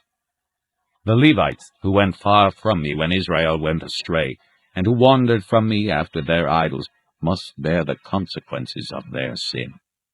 They may serve in my sanctuary, having charge of the gates of the temple and serving in it. They may slaughter the burnt offerings and sacrifices for the people, and stand before the people and serve them. But because they served them in the presence of their idols, and made the house of Israel fall into sin, therefore I have sworn with uplifted hand that they must bear the consequences of their sin, declares the sovereign Lord. They are not to come near to serve me as priests, or come near any of my holy things, or my most holy offerings. They must bear the shame of their detestable practices. Yet I will put them in charge of the duties of the temple and all the work that is to be done in it. But the priests, who are Levites, and the descendants of Zadok, and who faithfully carried out the duties of my sanctuary when the Israelites went astray from me, are to come near to minister before me. They are to stand before me to offer sacrifices of fat and blood, declares the sovereign Lord. They alone are to enter my sanctuary. They alone are to come near my table to minister before me and perform my service. When they enter the gates of the inner court, they are to wear linen clothes. They must not wear any woolen garment while ministering at the gates of the inner court or inside the temple. They are to wear linen turbans on their heads, and linen undergarments around their waists. They must not wear anything that makes them perspire. When they go out into the outer court where the people are, they are to take off the clothes they have been ministering in, and are to leave them in the sacred rooms and put on other clothes, so that they do not consecrate the people by means of their garments. They must not shave their heads, or let their hair grow long, but they are to keep the hair of their heads trimmed. No priest is to drink wine when he enters the inner court. They must not marry widows or divorced women. They may marry only virgins of Israelite descent, or widows of priests. They are to teach my people the difference between the holy and the common, and show them how to distinguish between the unclean and the clean. In any dispute, the priests are to serve as judges and decide it according to my ordinances. They are to keep my laws and my decrees for all my appointed feasts, and they are to keep my Sabbaths holy. A priest must not defile himself by going near a dead person. However, if the dead person was his father or mother, son or daughter, brother or unmarried sister, then he may defile himself. After he is cleansed, he must wait 7 days. On the day he goes into the inner court of the sanctuary to minister in the sanctuary, he is to offer a sin offering for himself, declares the sovereign Lord. I am to be the only inheritance the priests have. You are to give them no possession in Israel. I will be their possession. They will eat the grain offerings, the sin offerings, and the guilt offerings, and everything in Israel devoted to the Lord will belong to them. The best of all the first fruits and of all your special gifts will belong to the priests. You are to give them the first portion of your ground meal, so that a blessing may rest on your household. The priests must not eat anything, bird or animal, found dead or torn by wild animals. Chapter 45. When you allot the land as an inheritance, you are to present to the Lord a portion of the land as a sacred district, 25,000 cubits long and 20,000 cubits wide. The entire area will be holy. Of this, a section 500 cubits square is to be for the sanctuary, with 50 cubits around it for open land. In the sacred district, measure off a section 25,000 cubits long and 10,000 cubits wide. In it will be the sanctuary, the most holy place. It will be the sacred portion of the land for the priests, who minister in the sanctuary and who draw near to minister before the Lord. It will be a place for their houses, as well as a holy place for the sanctuary. An area 25,000 cubits long and 10,000 cubits wide will belong to the Levites, who serve in the temple as their possession for towns to live in. You are to give the city as its property an area 5,000 cubits wide and 25,000 cubits long, adjoining the sacred portion. It will belong to the whole house of Israel. The prince will have the land bordering each side of the area formed by the sacred district and the property of the city. It will extend westward from the west side and eastward from the east side, running lengthwise from the western to the eastern border, parallel to one of the tribal portions. This land will be his possession in Israel. And my princes will no longer oppress my people, but will allow the house of Israel to possess the land according to their tribes. This is what the sovereign Lord says. You have gone far enough, O princes of Israel. Give up your violence and oppression, and do what is just and right. Stop dispossessing my people, declares the sovereign Lord. You are to use accurate scales, an accurate ephah and an accurate bath. The ephah and the bath are to be the same size, the bath containing 1/10 of a homer, and the ephah 1/10 of a homer. The homer is to be the standard measure for both. The shekel is to consist of 20 gerahs. 20 shekels plus 25 shekels plus 15 shekels equal 1 minnah. This is the special gift you are to offer. 1/6 of an ephah from each homer of wheat, and 1/6 of an ephah from each homer of barley. The prescribed portion of oil, measured by the bath, is 1/10 of a bath from each core, which consists of 10 baths, or 1 homer, for 10 baths are equivalent to a homer. Also, 1 sheep is to be taken from every flock of 200 from the well-watered pastures of Israel. These will be used for the grain offerings, burnt offerings, and fellowship offerings, to make atonement for the people, declares the sovereign Lord. All the people of the land will participate in this special gift for the use of the prince in Israel. It will be the duty of the prince to provide the burnt offerings, grain offerings, and drink offerings at the festivals, the new moons, and the Sabbaths, at all the appointed feasts of the house of Israel. He will provide the sin offerings, grain offerings, burnt offerings, and fellowship offerings to make atonement for the house of Israel. This is what the sovereign Lord says. In the first month, on the first day, you are to take a young bull without defect and purify the sanctuary. The priest is to take some of the blood of the sin offering and put it on the doorposts of the temple, on the 4 corners of the upper ledge of the altar, and on the gateposts of the inner court. You are to do the same on the 7th day of the month for anyone who sins unintentionally or through ignorance. So you are to make atonement for the temple. In the 1st month, on the 14th day, you are to observe the Passover, a feast lasting 7 days, during which you shall eat bread made without yeast. On that day, the prince is to provide a bull as a sin offering for himself and for all the people of the land. Every day during the 7 days of the feast, he is to provide 7 bulls and 7 rams without defect as a burnt offering to the Lord, and a male goat for a sin offering. He is to provide as a grain offering an ephah for each bull, and an ephah for each ram, along with a hin of oil for each ephah. During the 7 days of the feast, which begins in the 7th month on the 15th day, he is to make the same provision for sin offerings, burnt offerings, grain offerings, and oil. Chapter 46. This is what the Sovereign Lord says. The gate of the inner court facing east is to be shut on the 6 working days, but on the Sabbath day and on the day of the new moon it is to be opened. The prince is to enter from the outside through the portico of the gateway and stand by the gate post. The priests are to sacrifice his burnt offering and his fellowship offerings. He is to worship at the threshold of the gateway and then go out, but the gate will not be shut until evening. On the Sabbaths and new moons, the people of the land are to worship in the presence of the Lord at the entrance to that gateway.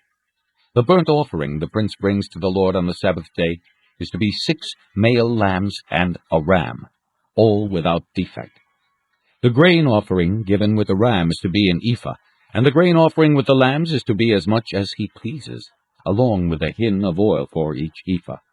On the day of the new moon he is to offer a young bull, 6 lambs, and a ram, all without defect.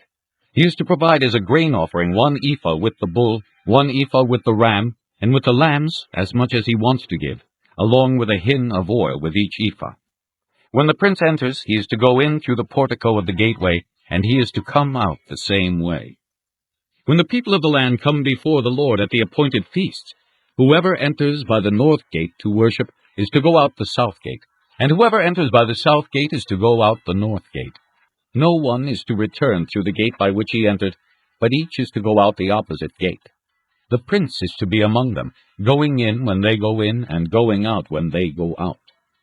At the festivals and the appointed feasts, the grain offering is to be an ephah with a bull, an ephah with a ram, and with the lambs as much as one pleases, along with a hin of oil for each ephah.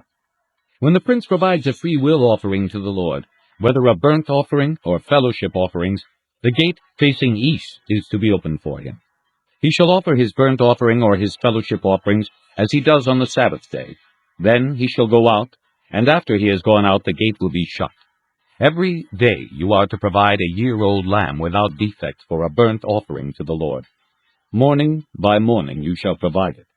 You are also to provide with it morning by morning a grain offering, consisting of 1/6 of an ephah with 1/3 of a hin of oil to moisten the flour. The presenting of this grain offering to the Lord is a lasting ordinance. So the lamb and the grain offering and the oil shall be provided morning by morning for a regular burnt offering. This is what the Sovereign Lord says. If the prince makes a gift from his inheritance to one of his sons, it will also belong to his descendants. It is to be their property by inheritance. If, however, he makes a gift from his inheritance to one of his servants, the servant may keep it until the year of freedom, then it will revert to the prince. His inheritance belongs to his sons only. It is theirs. The prince must not take any of the inheritance of the people, driving them off their property. He is to give his sons their inheritance out of his own property, so that none of my people will be separated from his property. Then the man brought me through the entrance at the side of the gate to the sacred rooms facing north, which belonged to the priests, and showed me a place at the western end. He said to me, "This is the place where the priests will cook the guilt offering, and the sin offering, and bake the grain offering, to avoid bringing them into the outer court and consecrating the people." He then brought me to the outer court, and led me around to its 4 corners, and I saw in each corner another court.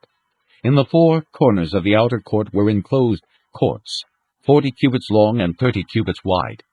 Each of the courts in the four corners was the same size.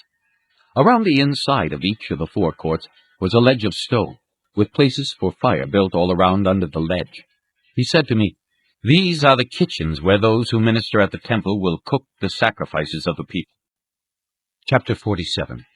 The man brought me back to the entrance of the temple, and I saw water coming out from under the threshold of the temple toward the east, for the temple faced east. The water was coming down from under the south side of the temple, south of the altar. He then brought me out through the north gate, and led me around the outside to the outer gate facing east, and the water was flowing from the south side. As the man went eastward with a measuring line in his hand, he measured off 1,000 cubits, and then led me through water that was ankle deep. He measured off another 1,000 cubits, and led me through water that was knee deep. He measured off another 1,000, and led me through water that was up to the waist. He measured off another 1,000, but now it was a river that I could not cross, because the water had risen and was deep enough to swim in, a river that no one could cross. He asked me, "Son of man, do you see this?" Then he led me back to the bank of the river. When I arrived there, I saw a great number of trees on each side of the river. He said to me, "This water flows toward the eastern region and goes down into the Arabah, where it enters the sea. When it empties into the sea, the water there becomes fresh. Swarms of living creatures will live wherever the river flows. There will be large numbers of fish, because this water flows there and makes the salt water fresh. So where the river flows, everything will live. Fishermen will stand along the shore. From En-Gedi to En-Eglaim there will be places for spreading nets. The fish will be of many kinds, like the fish of the great sea. But the swamps and marshes will not become fresh. They will be left for salt. Fruit trees of all kinds will grow on both banks of the river. Their leaves will not wither, nor will their fruit fail. Every month they will bear, because the water from the sanctuary flows to them. Their fruit will serve for food, and their leaves for healing." This is what the Sovereign Lord says. "These are the boundaries by which you are to divide the land for an inheritance among the 12 tribes of Israel, with 2 portions for Joseph. You are to divide it equally among them. Because I swore with uplifted hand to give it to your forefathers, this land will become your inheritance. This is to be the boundary of the land. On the north side it will run from the great sea by the Hethlon road, past Lebo-Hamath to Zedad, Berotha, and Sibraim, which lies on the border between Damascus and Hamath, as far as Hazer-Hatticon, which is on the border of Horon. The boundary will extend from the sea to Hazar-Enan, along the northern border of Damascus, with the border of Hamath to the north. This will be the north boundary. On the east side, the boundary will run between Horon and Damascus, along the Jordan between Gilead and the land of Israel, to the eastern sea and as far as Tamar. This will be the east boundary.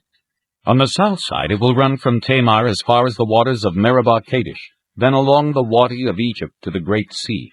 This will be the south boundary.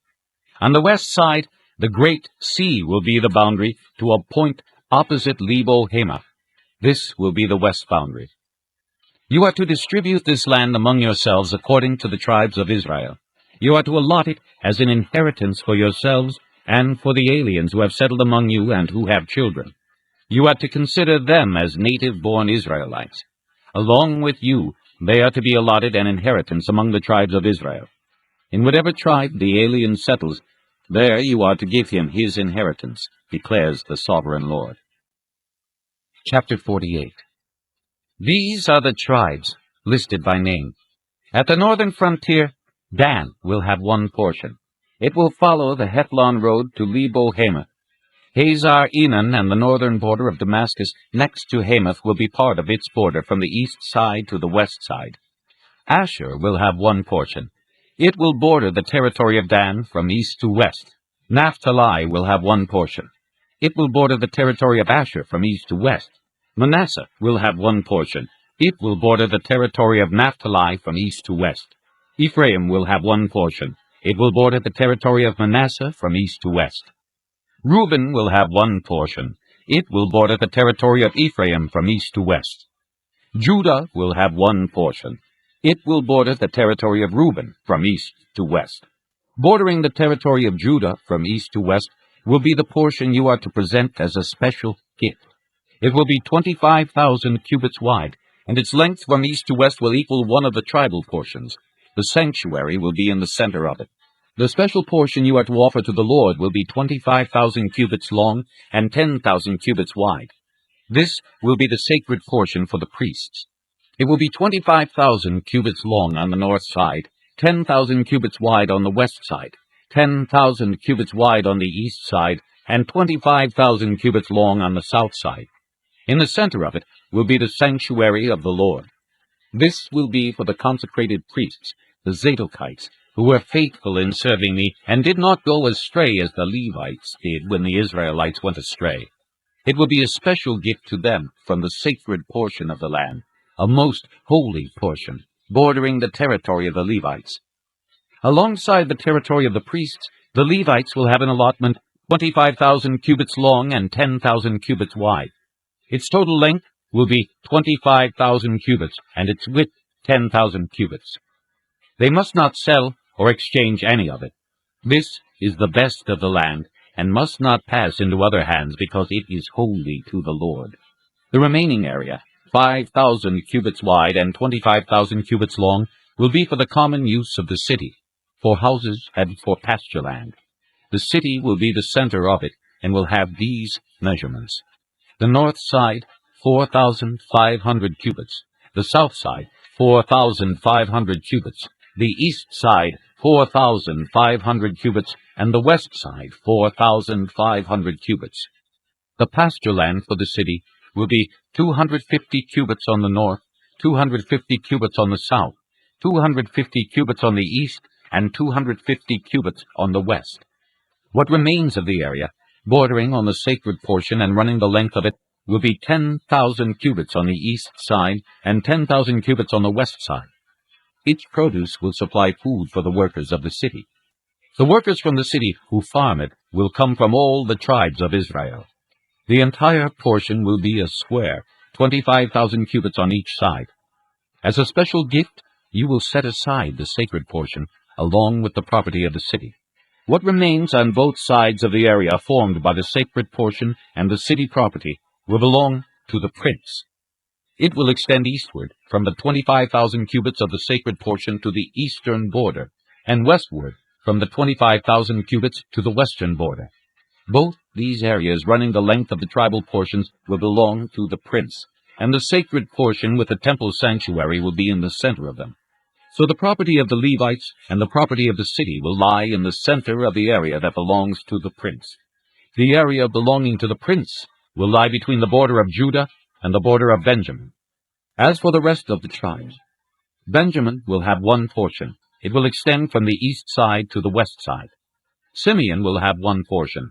It will border the territory of Benjamin from east to west. Issachar will have one portion. It will border the territory of Simeon from east to west. Zebulun will have one portion. It will border the territory of Issachar from east to west. Gad will have one portion. It will border the territory of Zebulun from east to west. The southern boundary of Gad will run south from Tamar to the waters of Meribah Kadesh, then along the Wadi of Egypt to the Great Sea. This is the land you are to allot as an inheritance to the tribes of Israel, and these will be their portions, declares the sovereign Lord. These will be the exits of the city. Beginning on the north side, which is 4,500 cubits long, the gates of the city will be named after the tribes of Israel. The three gates on the north side will be the gate of Reuben, the gate of Judah, and the gate of Levi. On the east side, which is 4,500 cubits long, will be three gates: the gate of Joseph, the gate of Benjamin, and the gate of Dan. On the south side, which measures 4,500 cubits, will be three gates: the gate of Simeon, the gate of Issachar, and the gate of Zebulun. On the west side, which is 4,500 cubits long, will be three gates: the gate of Gad, the gate of Asher, and the gate of Naphtali. The distance all around will be 18,000 cubits, and the name of the city from that time on will be, "The Lord is there."